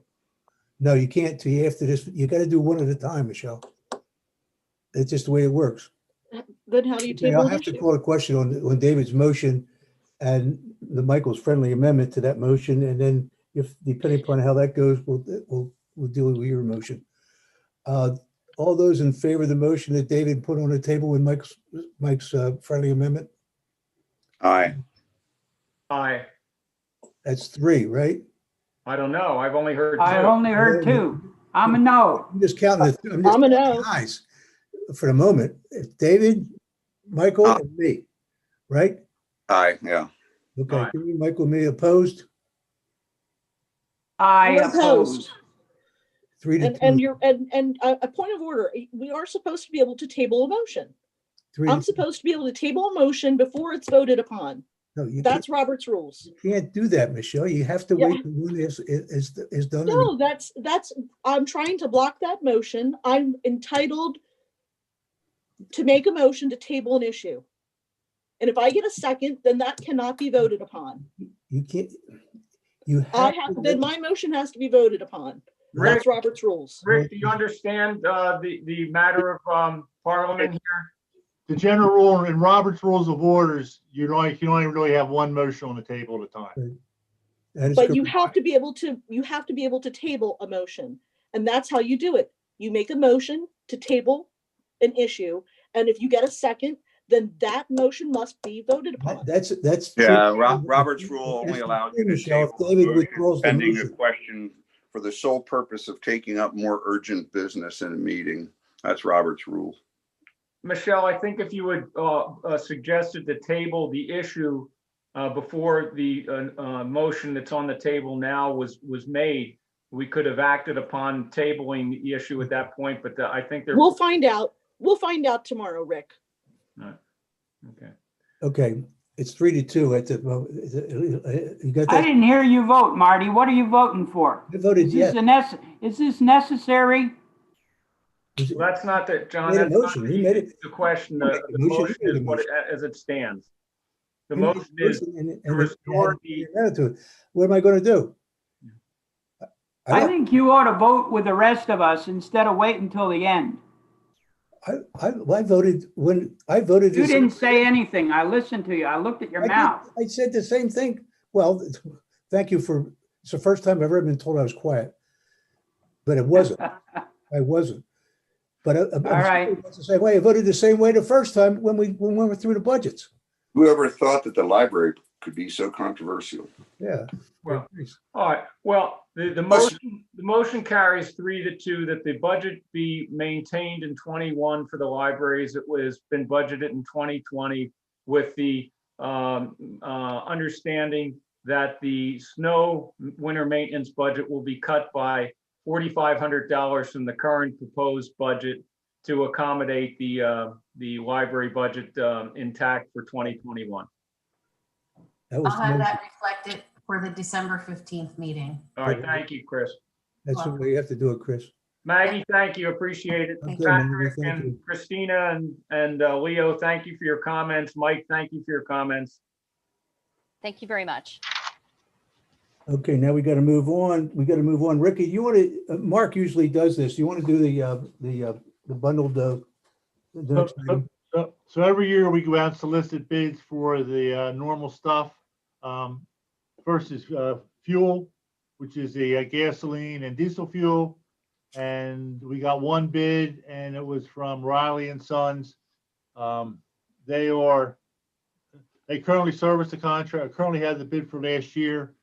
And essentially you're paying for the delivery fee.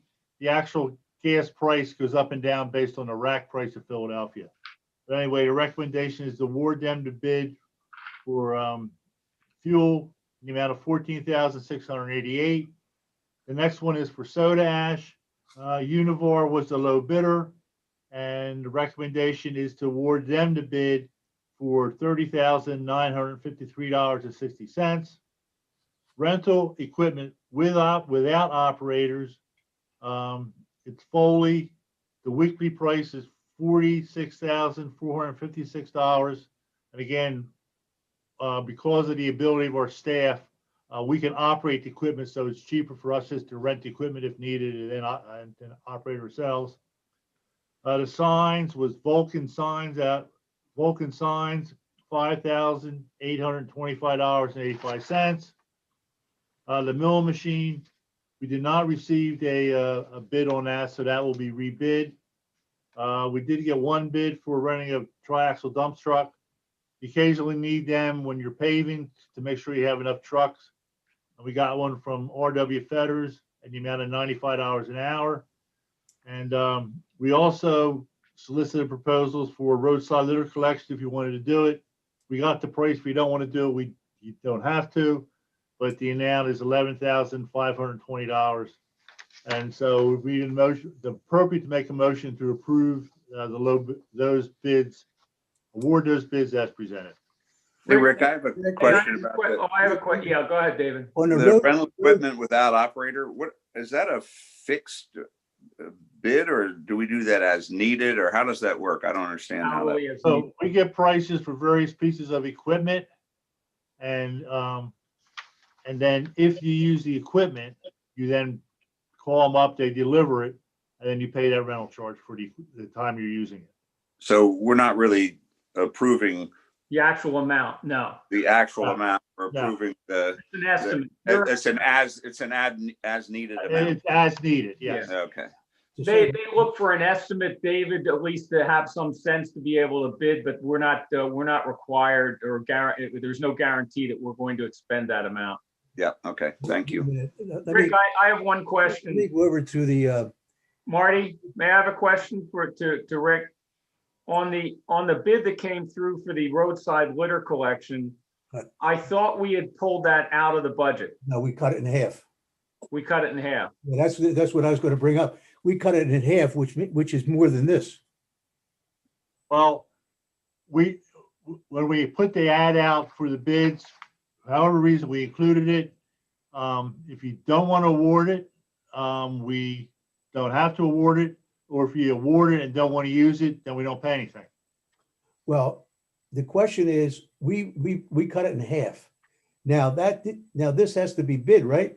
So this is the bid that we have. So either we accept this or what? We can't go to the other one without a bid, right? But it's on demand, Marty. We're not obligated to spend that money. We're just accepting their rate, and it's I understand. I understand that. Okay. Yeah. If you don't use it, you don't pay anything. If you want to use one collection, it's $960 per collection if you wanted to do it. Okay, we can manage it by you guys only limiting it to the number that we approved. Well, if you don't want to do it, we can see what happens in the spring. If you don't want to go out and do litter, then we don't do it. Yeah, we cut it in half. That's not our call. So all you have to do at this rate is figure out what the same amount of money is. Yeah, but all this is really essentially a place marker, but it says to AJ Blazinski that if we accept it, that's who we would use if we decided to use it. Correct. Correct. Correct. So it's a place marker more than anything. That's right. They're all that way. Yes. They're all, if you use it, these are the rates.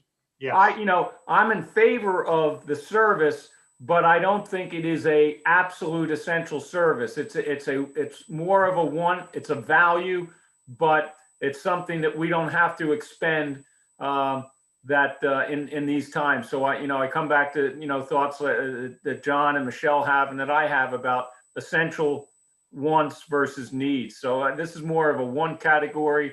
It is beneficial to the community, but it's in this case all this is a place marker, and we use our discretion, and maybe we have a little more input on it as we go forward next year to give us a cue as to whether you were thinking or Public Works was thinking about utilizing it, to at least let the board know in advance, and we can kind of feel it out at that point to say, let's hold off on that right now, or Mike, you go collect litter on that road.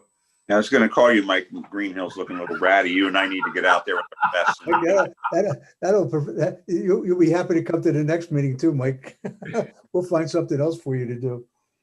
I'll make a motion that we accept the group bids as presented in Mark Miller's memo dated November 20th, 2020. I would second that.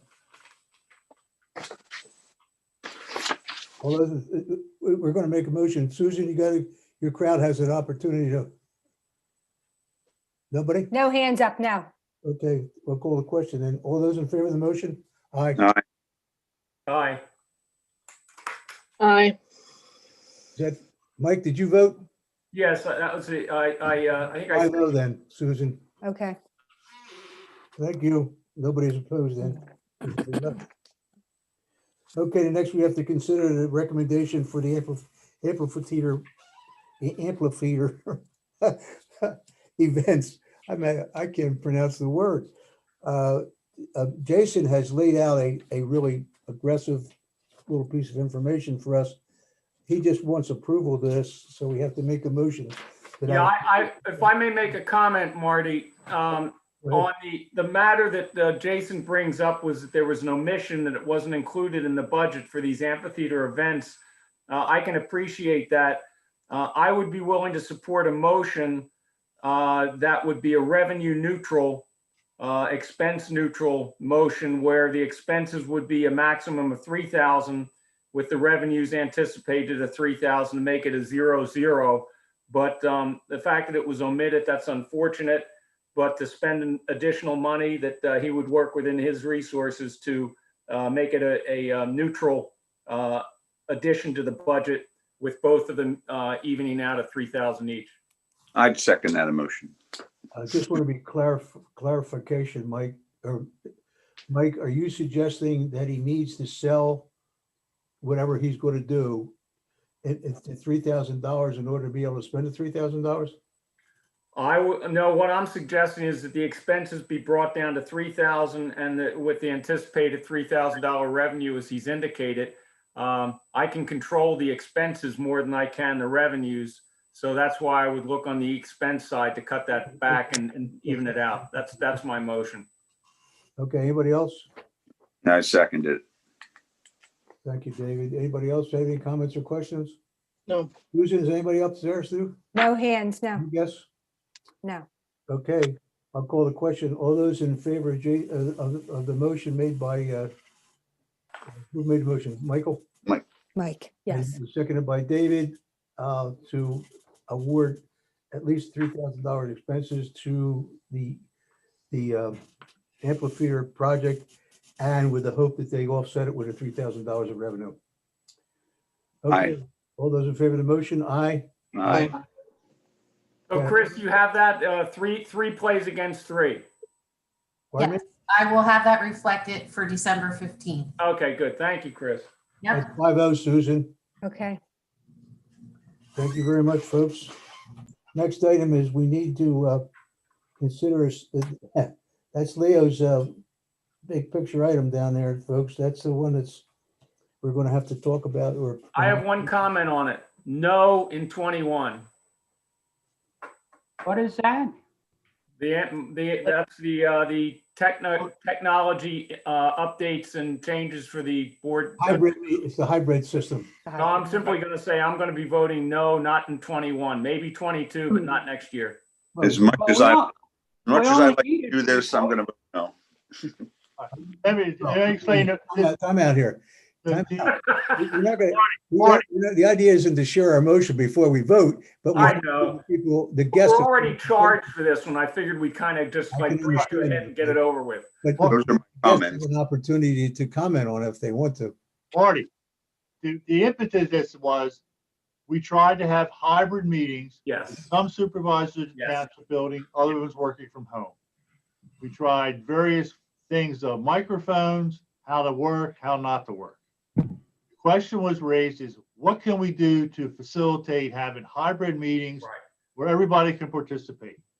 So we gave this to Sue, and Sue spent a number of hours calling vendors, talking to people, and we finally came out with that there was, basically, this can be done.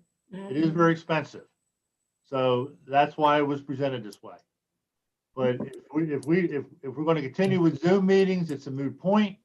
But I think the thinking was if you wanted to have hybrid meetings where the people in the audience can hear and see what's going on, they're not limited to phone calls, you know, first class operation, this is the kind of money you're looking at. Yeah, okay. Anybody, if any we more board had- members want to make Is there a comments? motion yet? Yeah, somebody No. made a motion. No, John, nobody why made a don't you make motion. Motion, John. We were just, I was just explaining why it's on the agenda. Yeah, and Rick, I appreciate that, and that's consistent with what's been said before and what you shared. Somebody want to make a motion so we either up or down, one or the other? John? Yeah, I'll make a motion that we defer decision on this and consider it in a future budget cycle. I'll second that. Anybody comments from the board? I'd like to vote on it, and I want to We vote can't- we gotta against give it the people, because they have to have a chance to say something. John, let John. No, that's not what he's saying. The guess. Yeah, the motion is to not approve it. So if you vote yes, you're voting not to approve it. If you vote no, you're voting to approve it. now I'm totally confused, David. No, you said to defer it. You said to defer it for another year. Yeah, to a future budget cycle. There's a motion on the table so we can discuss it. And my point is that this is a terrific system, but we'd only need it during the COVID. John, I agree with that. But if they come up with a vaccine in 4 months or something like that, and we don't need a hybrid system anymore, we've blown $25,000 or whatever it is. Oh, I agree 100%. And John, the other thing is that we're not committing to spending this in a future budget cycle, but it might come up for consideration. Always got, anything can be. Well, here's what I'm thinking about that, John. The microphones in our when we have our in-person meetings, sometimes they work, sometimes they don't. Sometimes the ones in front of you work and somebody else doesn't work. When we try to show slides on the TV screens, we can't link the computers together to work on the slides. When people try to, can't come in person to the meeting and want to log in to participate in the meeting because they have work or kids to take care of, they can't do it. So as much as I would like to do this to improve the audio, I was in the audiovisual club in high school. That's how nerdy I was. As much as I would like to do this, I think we can't do it in the 2021 budget cycle. But I think it's something in the future that would maybe enable more citizens to participate, and it would improve the quality of our own meetings in person with the AV equipment and the microphones in our room. So that's kind of my position on it. Okay, so you mean table it indefinitely? I'm not tabling. I'm just saying. No. Let it come up at another time. That's what we're saying, but not next year. And if it has relevance in 21, we'll talk about it, or in 22, we'll talk about it then. But anything can be brought up in a subsequent year. You don't have to make a motion to that effect. Anything can be brought up. It can be yay or nay. Do you want me to thank Susan for her homework and make a motion, amend my motion, amend my motion to not approve the Michael seconded it. And improvements to the audiovisual equipment. Anybody else want to make a comment? Thanks, David. Susan, is anybody upstairs want to, or your guest? No hands. Okay, I'll call the question. All those in favor of the motion? If you vote yes, it means you're against it. Aye. Aye. 5-0. Thanks, Susan. I know it's a lot of work. Thank you. Thank you, Susan. 5-0, Susan. Okay.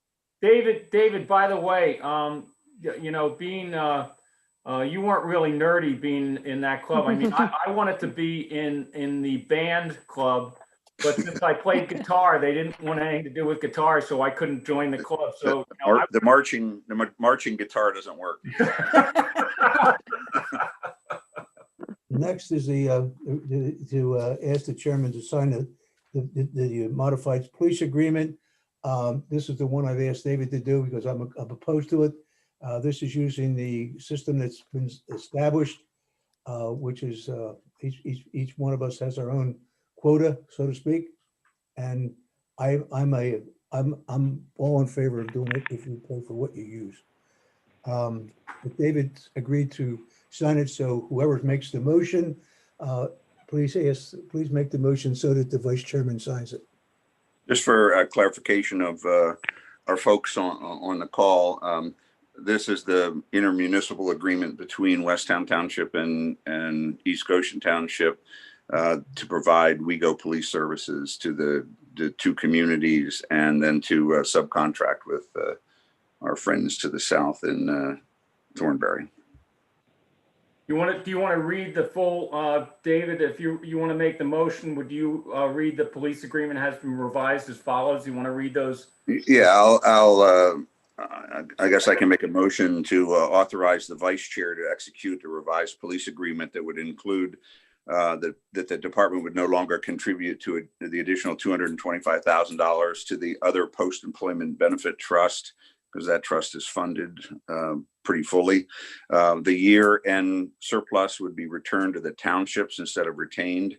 There would be a reconciliation if the actual police patrol units of PPUs vary by more than 0.5% from the targeted allocation in the traditionally in the agreement, and that the capital reserve budget has been revised to reflect an increased cost for the new roof on the building in the amount of $4,000, just in case anyone wondered, by each township. So I just want to make, is there anybody second?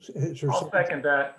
I just want to make a comment that Rick and I have been working on some numbers, not the least of which is going to determine how you figure out what Westtown proportion of the usage is for Thornbury, because they do not have to pay for that.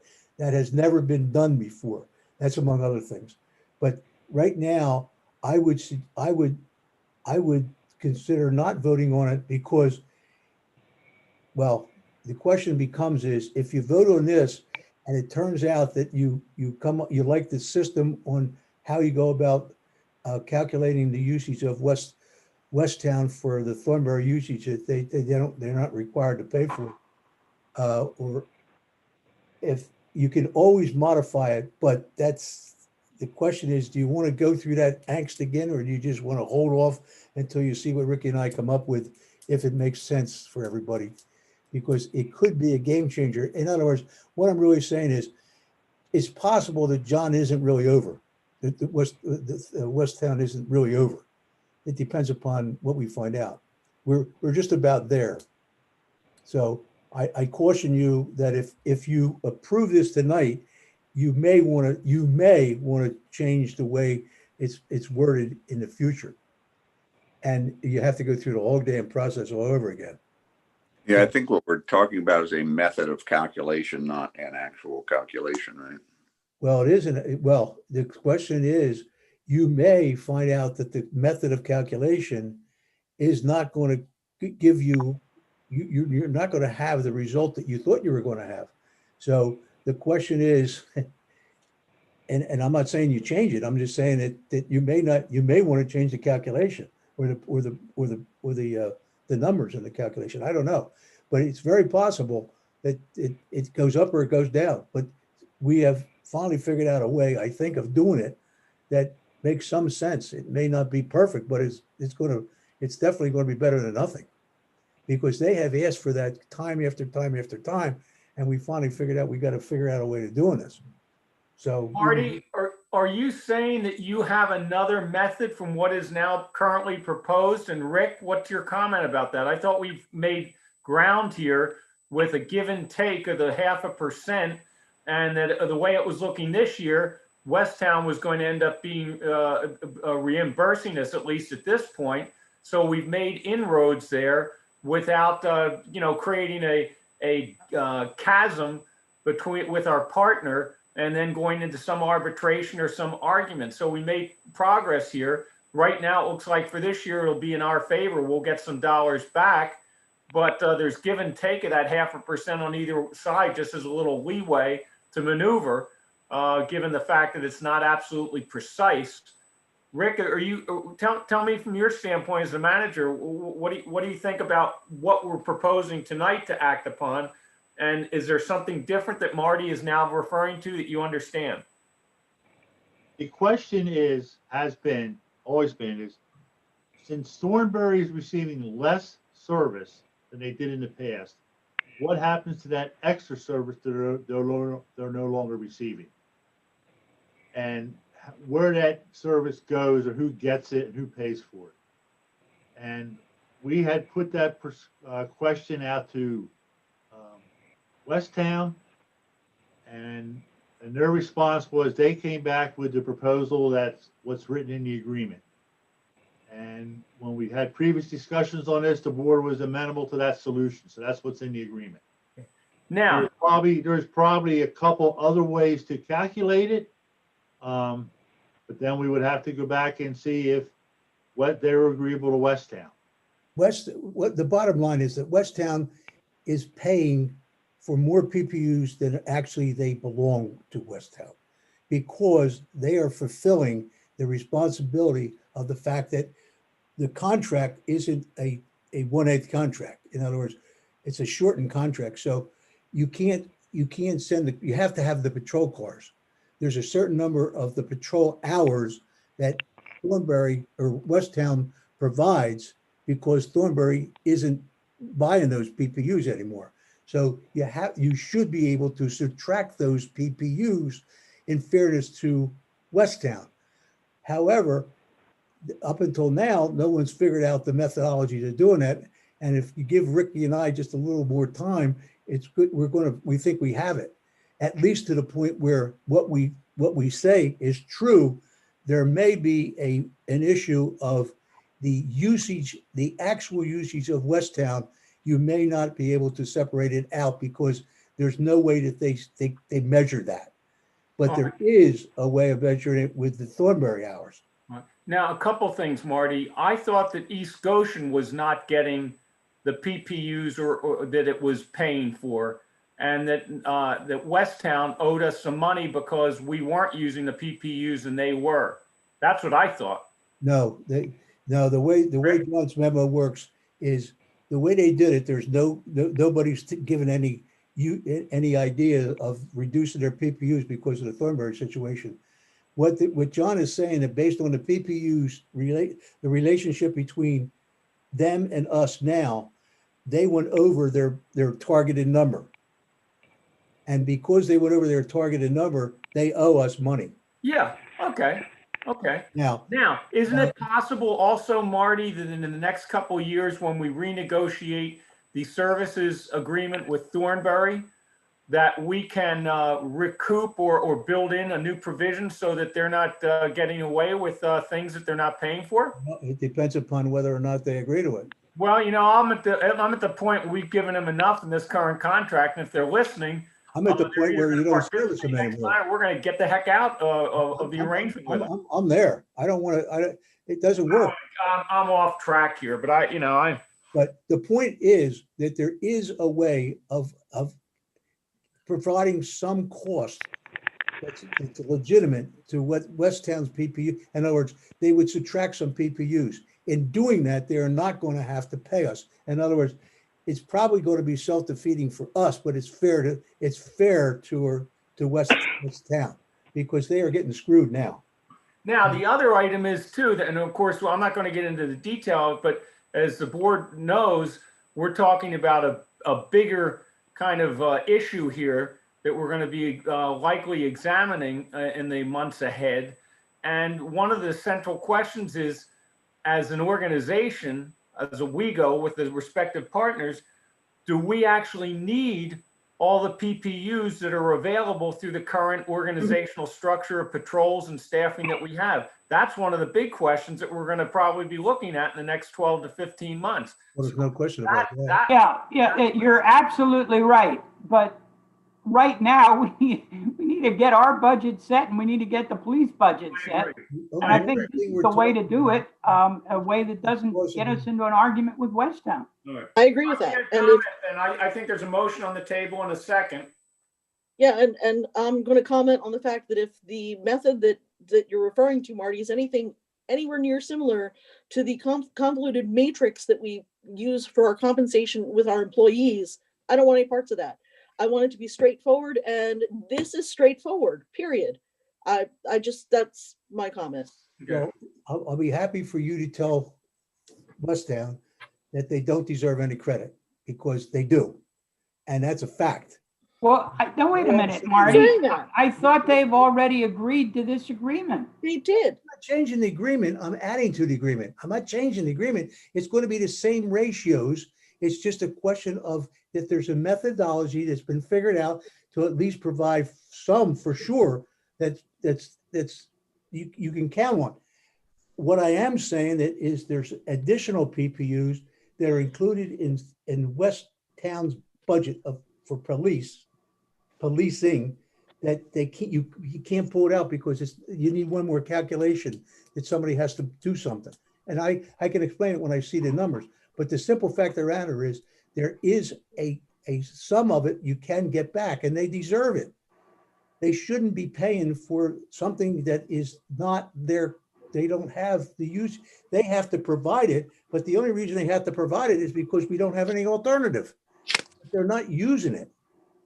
So they're screwed. Well, obviously, They have too if many that's the case, we want to adjust it. But the point is, our finance committee went down and dealt with them, and they agreed to the agreement that Rick has printed out here, which means that they're going to pay us money. So why would we all of a sudden say, well, that's not a good idea? No, there's nothing changing about that. It's the same percentages. It's a question of finding some of the PPUs that Westtown is being charged for that they shouldn't be. In other words, their PPU number would go down, and it may go down to the point where they don't owe us any money. And it rightly should, because it's not fair. We don't get involved in it because we're too far away. Westtown takes the entire thing for me. They provide all the service that is the unaccounted for service that Westtown, that Thornbury is not using.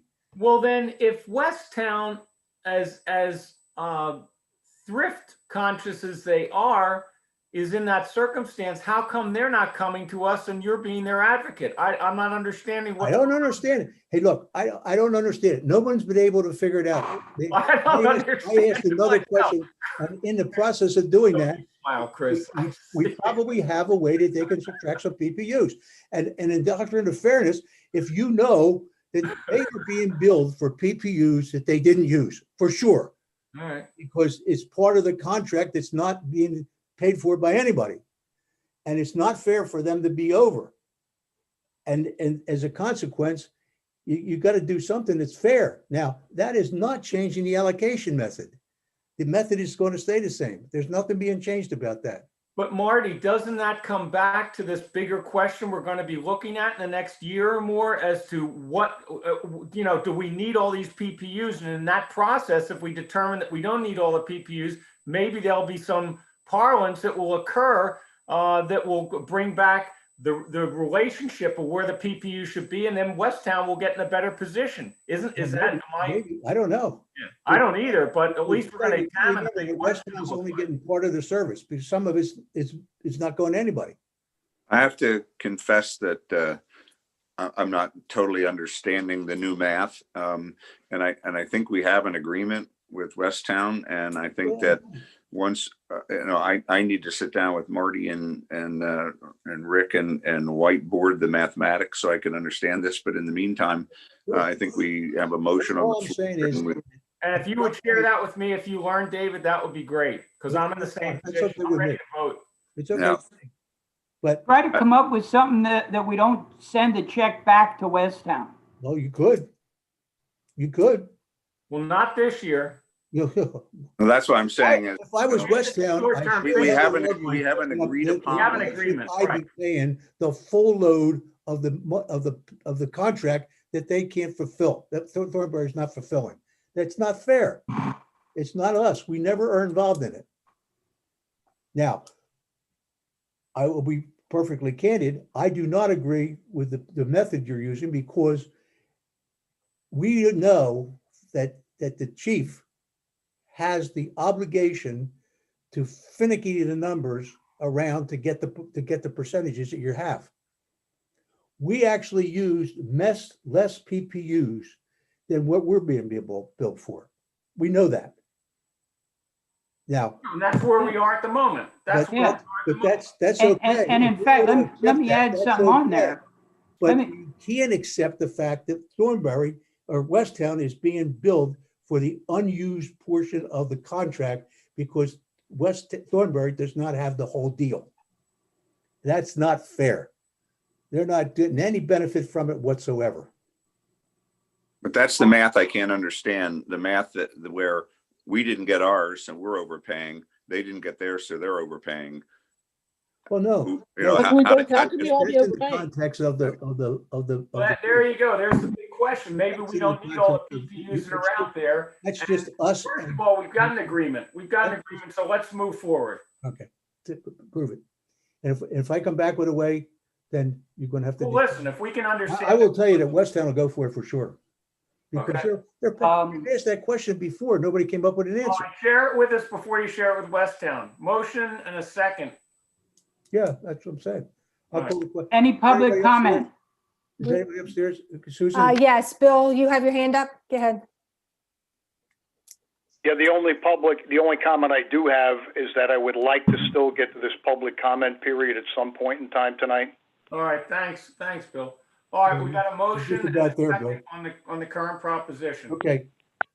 Nobody else? Aye. Aye. Aye. I said, all those in Aye. favor? 4 Not to aye. 1?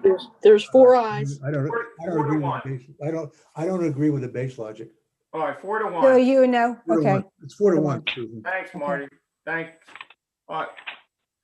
Where are we? Are we close? We are at any other matter, and then there's public comment. I have no any other matter. Does anybody else? I have one. Tonight we interviewed Ken Lawrence, Oh, good point. Oh, yeah, good. All right. who was a candidate to join the Historical Commission. So I would like to make a motion that we approve Ken Lawrence as a member of our Historical Commission. I'd like to second that.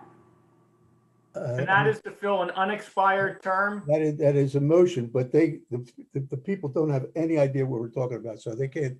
Well, it's just a vacancy on the Historical Commission, and this party stepped up to serve on the Historical Commission to fill an unexpired term where we have already a couple vacancies. So motion in a second.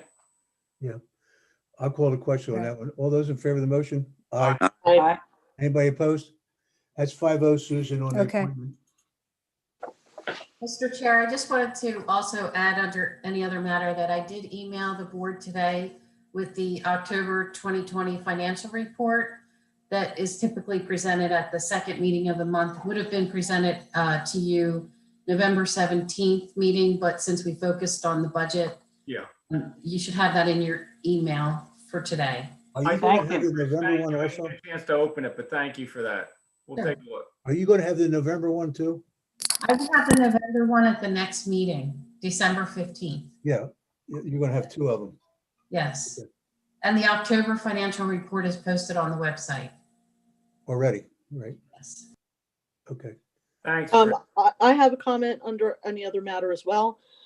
Chris, I'd like to take this opportunity to thank you for your diligence in getting together that membership list and actually interviewing staff and various folks who had suggested we eliminate some of those memberships. That's something that we do have to discuss at a later date, and I'm hoping we'll be bringing that up as we're discussing the budget, because there's a lot of savings to be found there, especially if staff actually can justify keeping certain memberships and then justify eliminating some. So thank you very much. It was fantastic. You can bring it up either next or when we meet the next. No, Yes. sometimes you can't bring it Yeah, up. that was good. I agree, Michelle. That was good work, Chris. Thanks for looking at that. And I think that somebody has to send out the suggested ones to cut. I'll take care of that tonight. Because we need to. All right, we need to do that excellent. Before we come to the meeting, or we're going to be fighting all night over it. all right, Michelle's going to take the stab for us, and then we'll. I got it. After that. Okay, that's good. Thanks, Michelle. Ricky, And then, do you have any other matter? Well, as a on Michelle's note, as far as memberships go, as a proactive measure, I asked Barb Phillips to forward any membership requests for payment to me before processing them, so that we can align them with the information that I provided to the board. Good. So as just a safety measure, that we don't. What will be the final list, because the board has to vote on it, but it may not change. But it may change, it may not change, but it'll be done on that meeting. But she needs to send it out ahead of time so you have a chance to look at it. It'll come out. That'll be good. So Right. that's it. Right. Okay. Bill, any other matter, Bill? Wiggman? No, that would be public comment. Public Yeah. comment. That's where we are. We're at public comment. Marty, can I jump in real quick? Yep. Yeah. Go ahead. Okay, I won't take any more than 3 minutes. The first thing I'd like to say to the entire board, I think you need to be very careful on these calls with the selective editing of the topics allowed during the public comment period. We had 10A that we wanted to review on this whistleblower report. We were not allowed public comments at the time, and now we're almost 2 hours past the time scheduled for that. And you really need to take a look that if public comments are going to be allowed to talk about the library and other, they need to be allowed for all topics during the topic. Because there were people that could not stick around to the end of the call. And I'm just going to share that with you. I don't even want any dialogue on it. It's all about optics, but that can't happen in the future. You need to be consistent. Well, the second thing That there wasn't a vote on that. That's why. Public comment comes in, Bill, when there's a motion on the floor that has been seconded, and we comment, the supervisors comment, and the public comments. That's not consistent. No motion. There was no motion on the tell floor. you, that's not consistent what we've done in the past. And if you want to hold it all the way to the end, let everybody know at the beginning, and we'll dial in at the end. But let me go on, because I don't want to take up any more of your time. On the 11:10 board meeting, the Zoom call that we did have, I was asked to get involved to take a look at looking at an outside counsel, an independent geologist, to take a look at the subsidence that we did have down here on Route 352, and I had an opportunity to visit that area. On 11/12, the task force Zoom call that we did have, I contacted Paul Rubin after the call. Immediately after the call that night, he got back with me. Now, Paul Rubin's a certified geologist that we got from the Pipeline Safety Coalition. He's done other work in Pennsylvania. He got back to me the next day and immediately said, listen, his certification does not allow him to do what we're asking to do. And he introduced me to Ira Siskowski, who happens to be a PhD in geology at the University of Akron, a BS from University of Delaware, MS from Penn State, and a PhD from Penn State in geology. Now, I've shared there's 3-4 bullet points that he said we should look into with this, and he is available to be hired to do this, going down in order from the least approach to the most increasing difficult expense: a desktop study, then a surface examination, a non-invasive imaging, which includes geophysical techniques, microgravity, et cetera, and then invasive examination. Now, I know that the board has said that PennDOT is going to come in and potentially do some analysis of this site. I would request that we have some type of say in that, because David was in favor earlier on the call for our independent investigation, and that we should request from PennDOT that they send us the qualifications and credentials of the on-site geologists that they planned on sending out this week or next week in advance, so we can do the research, because too many times these geologists that are signing off reports, going out to do examinations, are not qualified for what they're supposed to do. I would like to see that. The task force would like to see it. Also, that they must send a full copy of the report. Nobody should be reporting on East Goshen property and doing an analysis or a site visit inspection without a full report. And then finally, who from the township will be on site during this PennDOT observation? You don't have to answer that right now, but I would like to go to the point on Saturday, November 14th. Christina, Morley, Caroline Hughes, and myself spent an hour on a conference call with Professor Ira Siskowski out of the University of Akron, and he listed out what he would propose to do at this point in time to assist the township. And I would highly, highly like to recommend, strongly recommend, that under no circumstances do we allow Sunoco to come into this township and do their own boring, their own techniques, their own evaluation, because that's a broken record on failure that we've seen, that we need to have an independent study. And I'll leave it at that, and somebody else can make a comment. David.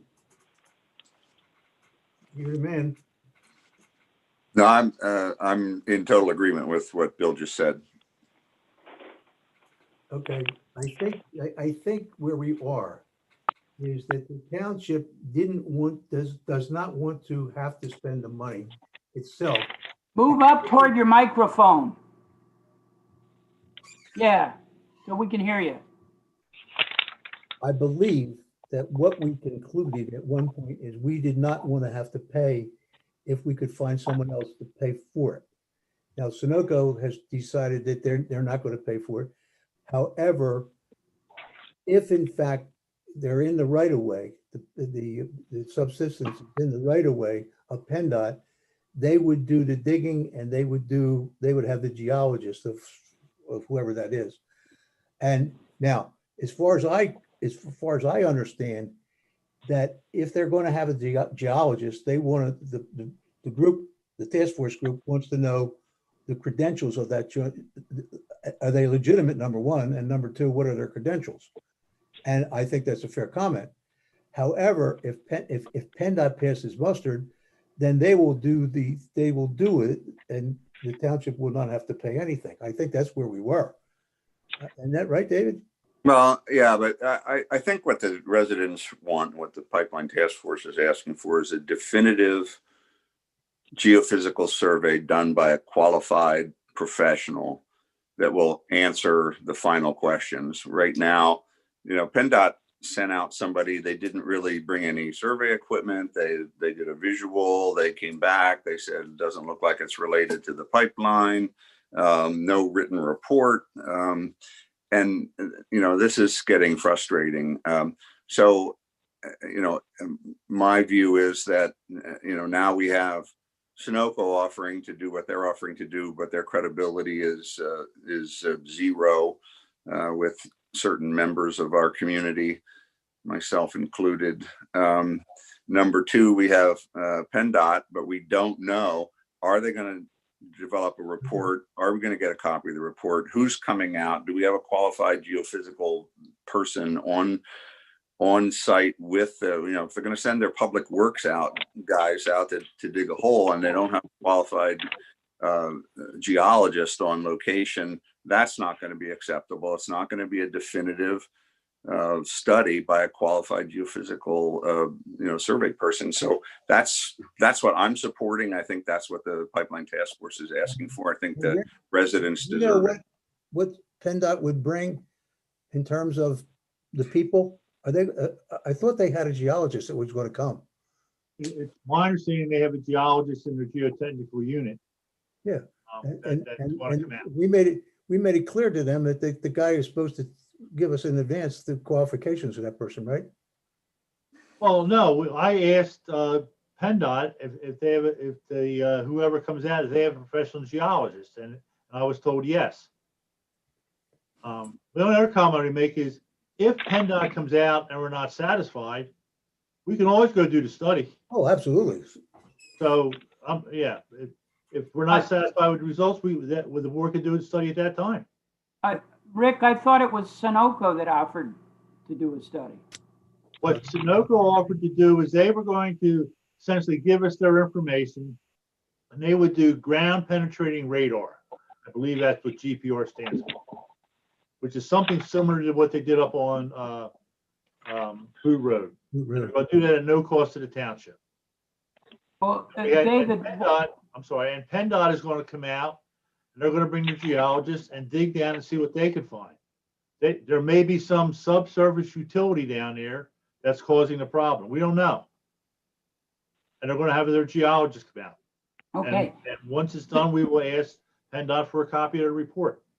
To David's point, I support him in wanting an independent study, but I think, David, it would be a mistake to turn Sunoco or PennDOT down entirely, because it gives them the opportunity to say, we offered you something, and you turned us down. It gives them the chance to say, I wash my hands. We can't deal with you guys because you turned down a reasonable offer. Yeah, my view, John. I agree with you, John. My view is that we ought to have Sunoco do that and get the results. But what the results I expect is nothing to see here. And I don't argue with that. So I don't have a problem with them doing it. I don't have a problem with PennDOT coming out and doing their thing. But I think if we can, in the past, we have had, we told the pipeline task force and we told our residents, PennDOT's going to come out and look at it. Then we got an email back from Gene Blum saying, we looked at it, doesn't seem to be pipeline. In our opinion, it's not pipeline related. Thank you very much. Well, who did they send out? Well, we don't know. What are the qualifications of the person we sent out? We don't know. What did they do? We don't know.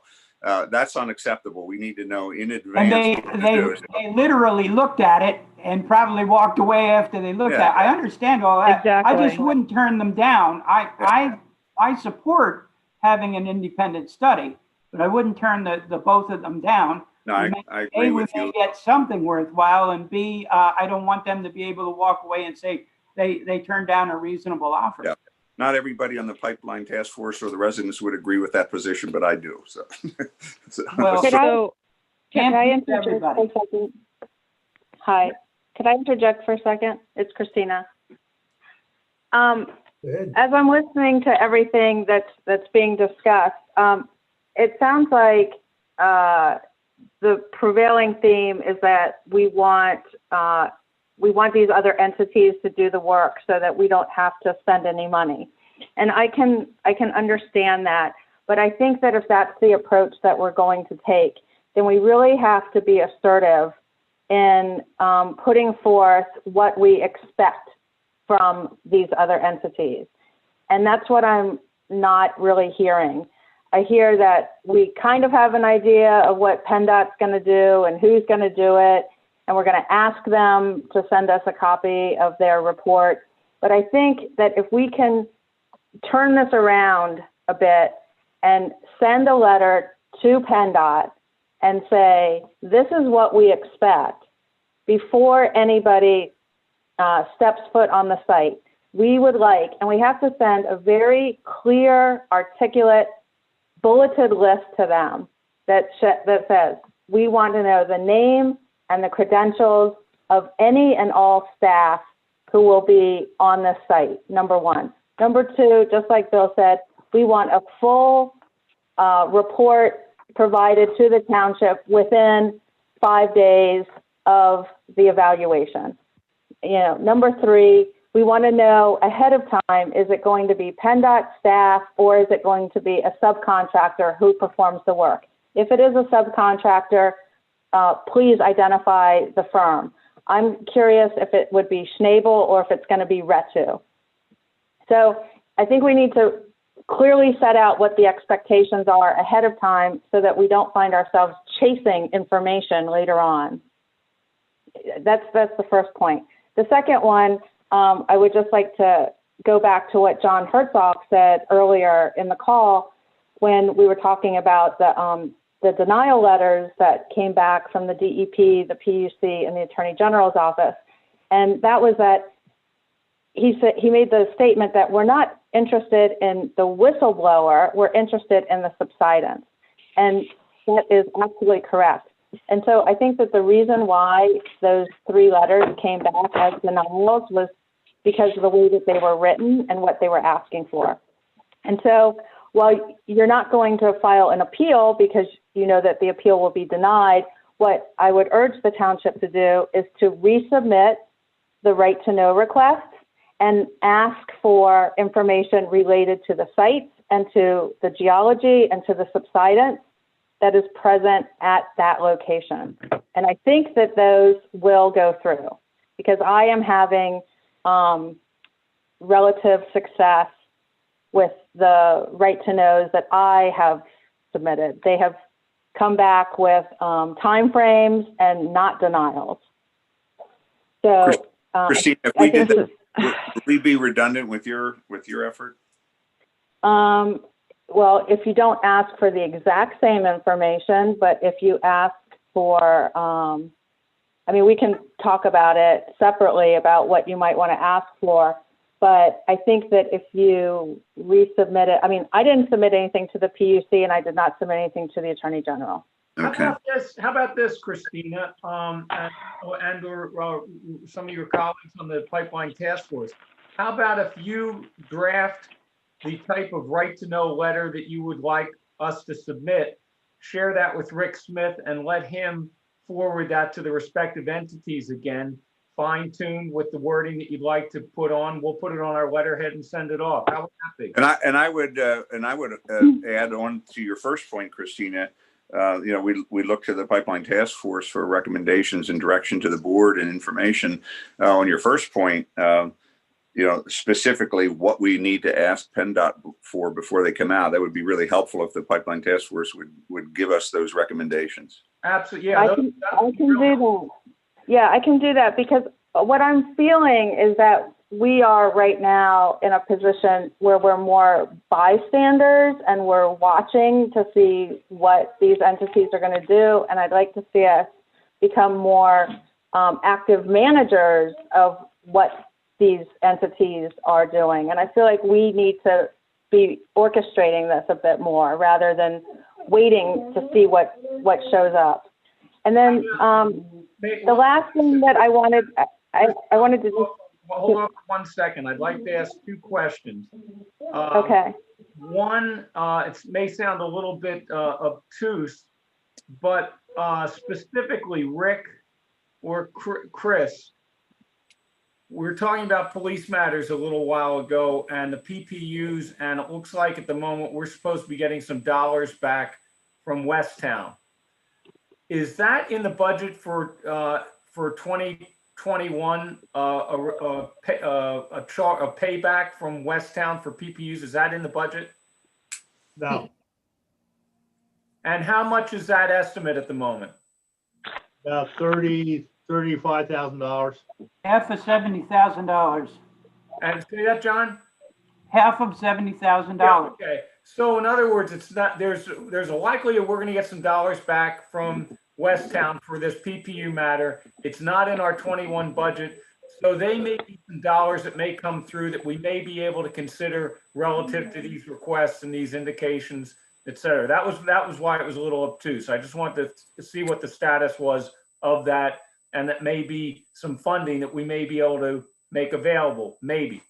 That would be fine if that could be just, now the other question, set aside. But if you want to do guidance along in this one location, along this say 2.5–3 miles that of the pipeline in East Goshen Township, have we had anyone walk the entire length of the pipeline to determine whether there are any other points of subsidence that are heretofore unknown that may exist out there? Has that a survey, a field survey been done to walk the pipeline and make observations? Well, I'm glad that you asked that, because during the discussion that Bill, Caroline, and I had with Ira, when we were asking him for ballpark figures, I asked for 2 things. One was a number that would just concern the site of the actual subsidence, and then the other one was to include the subsidence area and also the neighboring site of Eldridge, where we know that there were 21 fracture traces that crossed the pipeline alignment, because I suspect that it shares the exact same geology as the Bow Tree site. So does it cover the whole township pipeline area? No, but it covers the neighboring one. My concern is if we investigate a particular subsidence, the subject one that we're focusing on, and we invest in that, and then we discover that there are other subsidences, and each one requiring another infusion of dollars, et cetera. I'm just wondering whether or not, and forgive the expression, whether this becomes, I know the safety issue, you don't have to tell me about that, but whether this becomes a money pit, and next thing you know, we have 5 subsidence sites identified.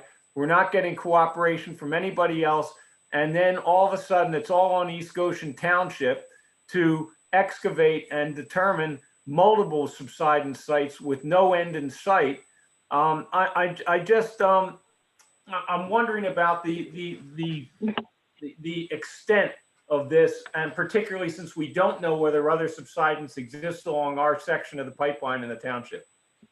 Well, that's why, getting to my next point, was during the November 10th meeting, I suggested that the township reach out to both the DEP and DCNR's Department of Topography and Geology to see if they could be a resource for us, because it is a permit-related incident. So when you look at it from that perspective, because I did some investigation, and when you look up the DEP website related to sinkholes, it basically says that DEP will not help you financially with any sinkhole unless it is related to a DEP permitted activity, which this clearly is alleged to be. Well, wait. See, now you're moving words around. Clearly alleged to be. That's too soft, and no wonder they're not responding to some of the things they're requesting. I recognize this is really like Jello, and it's tough to grasp onto, but trying to get their cooperation without specificity is just, it's like quicksand. We're not going to get anywhere. We're just going to drown ourselves. Well, if you made a request that was stated in such a way that was like, the township has been made aware of this subsidence, which could possibly be related or is likely to be related to DEP permitted activities, we would request that the department send out staff to investigate it and provide a report to the township. I think that you'll probably get some help in that way. And if you just say, we're just trying to determine, if this is a safety issue, if this is an imminent safety issue, it's in both the DEP and the township's best interest, so that we can, we've been receiving requests as to whether or not this is an imminent safety issue. That's if you want to go the DEP route, or you could go to the DCNR's Department of Topography and Geology, because they literally have written numerous publications on subsidence and sinkholes in Pennsylvania. And again, just saying, we've been made aware of an issue that we believe is a subsidence in our township, and we would request that staff from your local office come out and do an investigation for us. And I think that if you go down the route of tapping into some state resources that may be available, we might be able to get something that doesn't cost the township that much or anything. All right. But Christine, I think those are good points and good potential resources to go after. And I'm gonna put the press on the Pipeline Task Force again, in the same context that the comment David made about getting a draft, and the one I suggested, getting a draft put together for the right to know request. If you or members of the Pipeline Task Force, Bill and others, could put together what you would like to request in a draft form, submit that to Rick so that he can put that on letterhead, and we can send it out to some of these respective agencies with some of these incising questions and requests that you have. That would really help us fine tune. It will help port from the Pipeline Task Force through the township these important questions that we can put on township letterhead and get them out there and see what our responses are. So I would ask if that's a resource that the Pipeline Task Force would be willing to work on sooner than later, and hand them over to Rick in the form of drafts we can pen up and put on letterhead and send them out. okay, I think it's merely just simply requesting resources from the state. I mean, it's like, help us identify what we have here.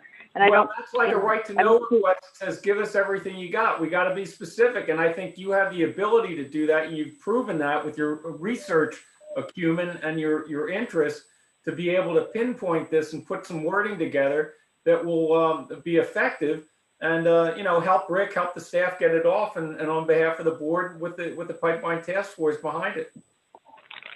Okay, so if that's a charge that you're giving to the task force, we would readily accept that. If Bill's still on the line, I think he would agree.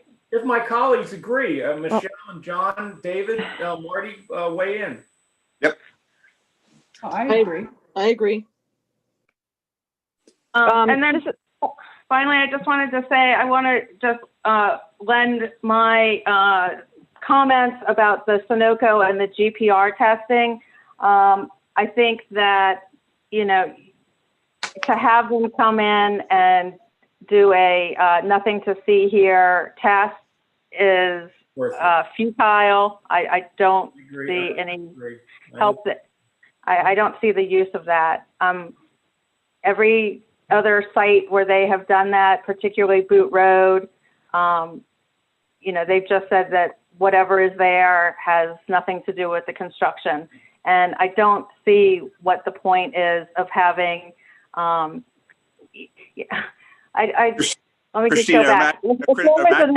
Imagine a world where they come in and do the survey and they tell us there's nothing to see. And then we hire a geologist who comes in and says there's fissures and sinkholes and fault lines and all sorts of problems there. And then we are in a litigation situation where we find that Sunoco basically hid the ball on us. Imagine that world. Yeah, I think I that's. know, but I just don't know in any conditions where, when the perpetrator is actually involved in the investigation. Where does that ever happen? This is Caroline. I'm sorry. This is Caroline Hughes. Christina, we agree with you in that regard. I don't think that we're going to get anything out of it, but the fact that we document it, make the request, even if they do the study and nothing happens, or nothing substantive comes of their so-called study, we have a record of it. And if we know later on, if we get into a situation, a litigation situation, or worse, as we could hypothesize a situation occurring, we can say, here's the documentation, you fools. We asked you to do this. You had the resources. You gave it a cursory review. And now look what's happened. And now we would get the attention. It's building a manifest. So I agree with you. I don't think we're trying to take what they're willing to give us, which is little bit, but less than nothing. But at least we're asking, we're putting it on the record. We're creating, again, more of a document archive, which is consistent with what the Pipeline Task Force has been doing. So yeah, I don't think we're going to get anywhere with it, but let's go through the ask and let's see what they do and let's keep it in our record. But then what happens is that we get this bogus information from them and then it gets posted on the township website and that's what the public sees and some people will believe that. Well, that's the problem. Yeah, let's go with that one step at a time on this particular ask and see what happens. If they do it at all anytime before Christmas. I mean, who knows what they're going to do. All we've had are some loose conversations, all verbal, with either our solicitor or Rick, and they're we all know that we don't have credit. They don't have credibility. We don't trust their word. But let's we don't have to post anything. Let's take that a step at a time. Okay. This is Caroline Hughes. Can you guys hear me? Caroline? Yep. I just want to reiterate a couple things. I want to first say that, in their 4-year project existence, they have a very long litany, Sunoco has a very long litany of both not reporting things that they're supposed to report, but required by the permits and state and local agencies, but also directly lying to the same agencies. A couple of very quick examples include lying about doing x-rays on welds, which they are required to do for each and every weld to show weld integrity. They are under a serious investigation regarding lying about that and submitting one weld picture, x-ray that is, for multiple, more than multiple, a lot of welds. In the county, they promised the Chester County over and over and over again that they would provide them with their risk assessment, essentially, their plan for emergency protocol. They did so at the 12th hour, and 90% of it was redacted. So there was nothing meaningful that they could glean from it. And so, and even in our own township, we have had trouble getting clear and concise information from Sunoco. We really cannot expect that they would be providing anything in good faith. They have proven over and over again that they're going to do otherwise. So I know we're kind of all saying that, but it really, I mean, there are many specific examples. At any point, I will be happy to run down a litany of them, but it is really not, you know, I think Christina makes a good point, you know, not letting the person, and also to say that this, you know, David, when you mentioned that, you know, wouldn't it be something if they came back and said nothing to see here, and then we found out otherwise?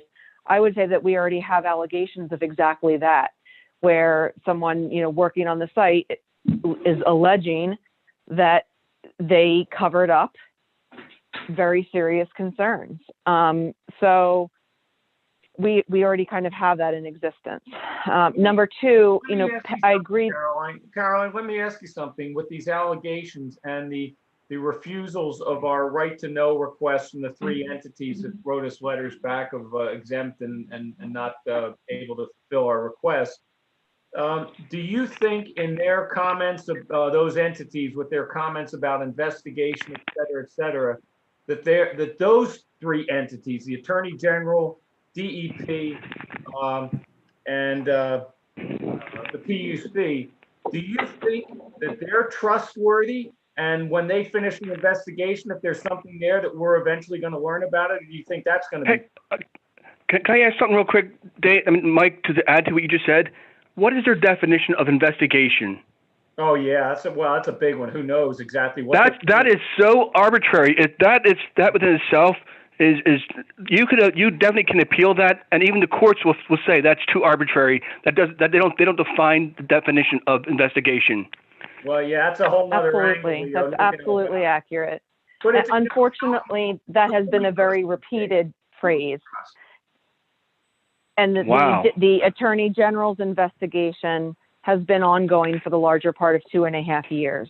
So if we're looking for any kind of urgency in an answer, and I have said this actually in the past 2 board meetings in my comments, that we cannot rely, it's not to say that I don't trust the state agencies, we cannot rely on them to be expedient, to take our residents' best interests in mind, to understand the immediacy of and the, you know, the need to find out, to do a proper investigation sooner rather than later, rather than kicking the ball down the curb, rather than waiting for the Attorney General to complete his investigation.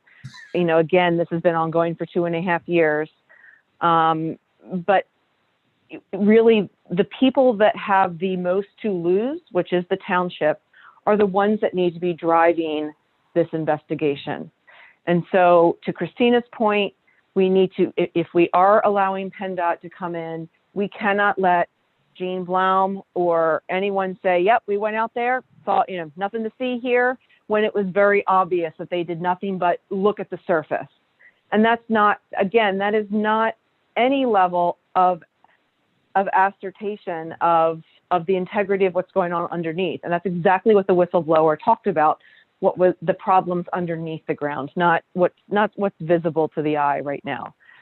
So I really am shocked that if it was a geologist that did that, that was a proper assessment. You know, it's like doing a medical exam, you know, for an internal injury and just looking at the person. You know, it doesn't make any sense. And so we really need to have PennDOT outline of who's doing the investigation and what specifically they're doing. And we need to know that and keep them kind of on a tight rein, with all due respect. You know, I do not distrust PennDOT. They are a good organization. I don't understand why they have acted as they have on certain parts of this project.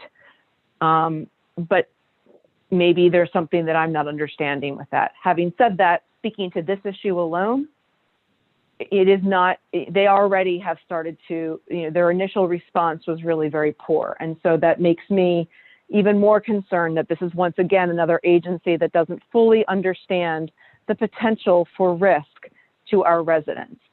So I want to reiterate that we need to advocate and drive and steer this investigation because we are the ones with the most to lose. Well, that's well said. And Caroline, I would say coming through with some of these draft inquiry and requests that we can then send off through East Goshen on its letterhead will be helpful. I don't know that this tail that East Goshen Township is going to wag the dog, which is PennDOT and these other organizations. We have tried and we will continue to try and we'll continue to try and be incising, but it continues to be an uphill battle with organizations and agencies that we don't have credibility, trust in. Forget Sunoco, put them on this, they're at the bottom of the list, but we're not trusting anybody. And all we can do is keep trying. But again, the dog and the tail, we've got a big challenge. Help us with the language. Let's get it through. Let's see what we can do. We got to wrap this one up for tonight. We're on towards 10 o'clock. And if we can get some of those drafts put together and get them off, let's see what they produce, and go from there.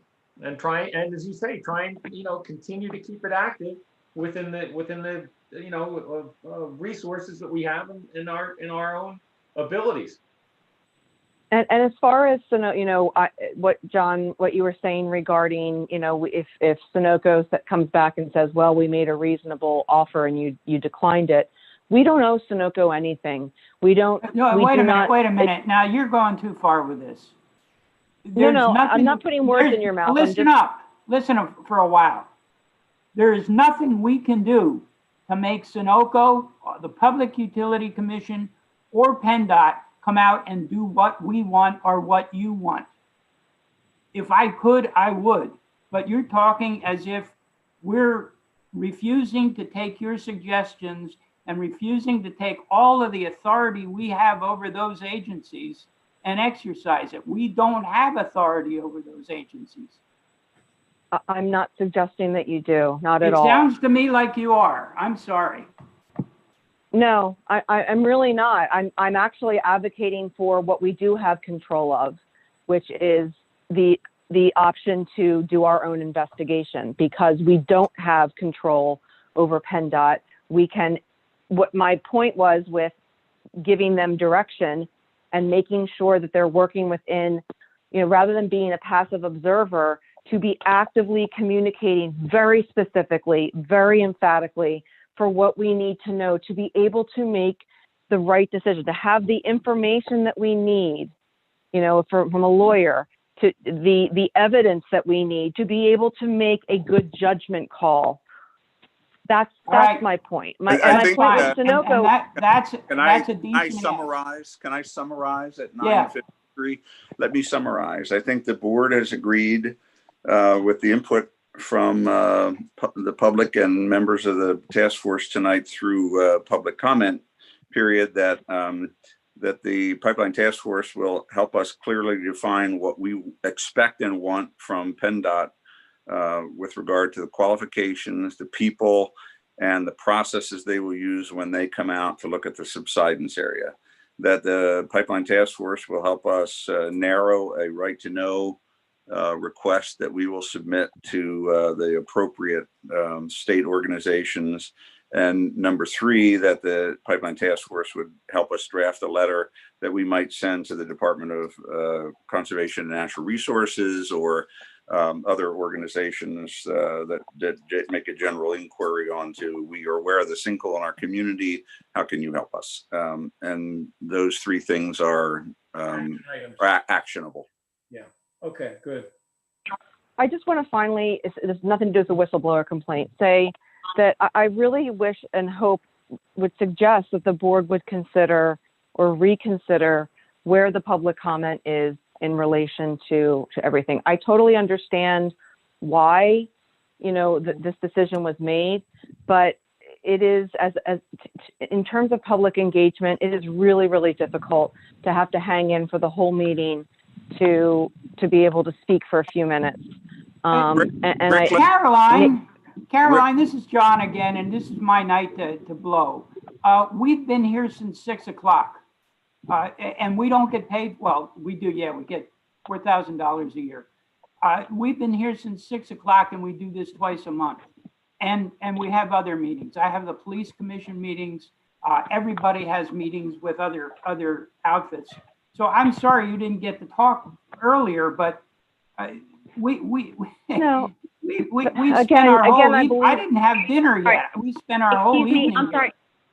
Hello, this is Melissa DiBernardino. I'm sorry to interrupt your rant, John. I've been waiting well, 3 I've hours. done a couple, so don't worry. That's not the way to start. We're gonna cut it off at this point in time. Marty, I'm done. I am tired. I'm exhausted. Excuse me, I have been waiting 3 hours. No, I'm done as a supervisor. I'm done with the meeting tonight. I've had enough. We've got actionable items we're gonna follow through with. This is all we can do tonight. Marty, I'm signing off as one supervisor. This is disgraceful. All right, Mike. Night. All right, I'm still here. I'm still I would just like to say I am that I appalled believe that at the way I this was was handled tonight. misrepresented with. Go ahead, Melissa. I am about to cry right now. I am appalled. Do you understand that I blew my kids off for 2 hours, holding my hand up to them as I was waiting for the opportunity to speak before I kicked them up to bed an hour ago by themselves without reading them a book, waiting to make a public comment while I listened to you guys bicker, not let people speak, and then John blow his lid at the end. And then to have Mike screaming no into the phone when I'm trying to talk. Are you guys joking with the way that this was handled tonight? You should all be ashamed of yourselves. Good night. Melissa, do you have a comment? No, she's done. We've had more than 30 minutes of public comment, and that is usually what the limit is. And so, well, I'd like to make a comment that, Rick, if the pipeline task force comes to you and wants to put an item on the agenda for discussion, they can do that, right? Yes. Always. And you gotta keep in mind this, the purpose of the board of supervisors meeting or discuss township business. The way the law is written is that the public has an opportunity to hear that business publicly and participate either at the beginning of a meeting, end of a meeting, or whenever there's a vote. So we do follow what the law requires. And but again, the purpose of the meeting is not just to have people call up and complain. And then, oh, by the way, if and whenever the township gets around to it, we'll get to the township business. The purpose is that for you to do township business. Am I correct? Am I correct that a task force and a chartered task force can put an agenda, request to have an agenda put on the an item put on the agenda? Yes. Yes. Okay. Can I just say one last comment? This is regarding public speech. I want to commend you guys on the fact you allow the residents to talk freely. Thank I know, you. yes, it goes long, but here's something I can really use as a kind of a bounce off. In West Goshen, they actually allow the residents only 2 minutes to talk. And I have to say one thing, I've spent 15 years at township meetings, and I've always commended you guys on the fact that you allow us to talk freely. Thank you very much for that. Thanks, Leo. God bless you, Leo. I just want to clarify really quickly that I was not trying to insinuate that anyone else's time is more valuable than mine. It was simply what I was trying to do. Maybe I didn't word it well. Was say that it's frustrating that the discussion of the topic comes so far from when it's brought up, and to have to hang on to that is difficult in terms of public access. I also prefaced it by saying I understand why you moved it to the end. What I was trying to say is you used to have public comment in the beginning. I was also suggesting that maybe there would be a timed comment for each agenda item where you cut it off, even if it was brief. I don't understand the the reaction, quite frankly, and really am disappointed that it was merely a suggestion to reconsider putting it at the end of the agenda. If there's reasons that that you feel that it needs to be kept there, that's obviously at the board's discretion. But I didn't think that it was inappropriate to make that suggestion, as I'm in a similar situation as Melissa, in that I've been trying to juggle kids as well. And again, not saying that my time is any more valuable than anyone else. Just that it's a challenge. That's all. That was the entire point of my comment. And thank you for making that comment, Caroline. Yeah. Understand, David? like John said, that we've been here since 6 o'clock, and a number of people have not even had an opportunity to grab a bite to eat. So there was a certain amount of hanger, if you will. And the fact is that it's been a long and contentious meeting. So it's not a personal attack or anything like that. It's just simply frustration on our part as well. So. Mr. Chair, at 10 o'clock and 31 seconds, I would like to make a motion that we adjourn this meeting. Thank God. Second emotion. Works for me. Aye. 1 point, David. Aye. Aye. Everybody. David, Yes. from now on, I'll wear the black shirt. All right. And the hat. And the hat. Yeah. You might not make it to the next meeting. Yeah, I'm gonna go out and lock the door.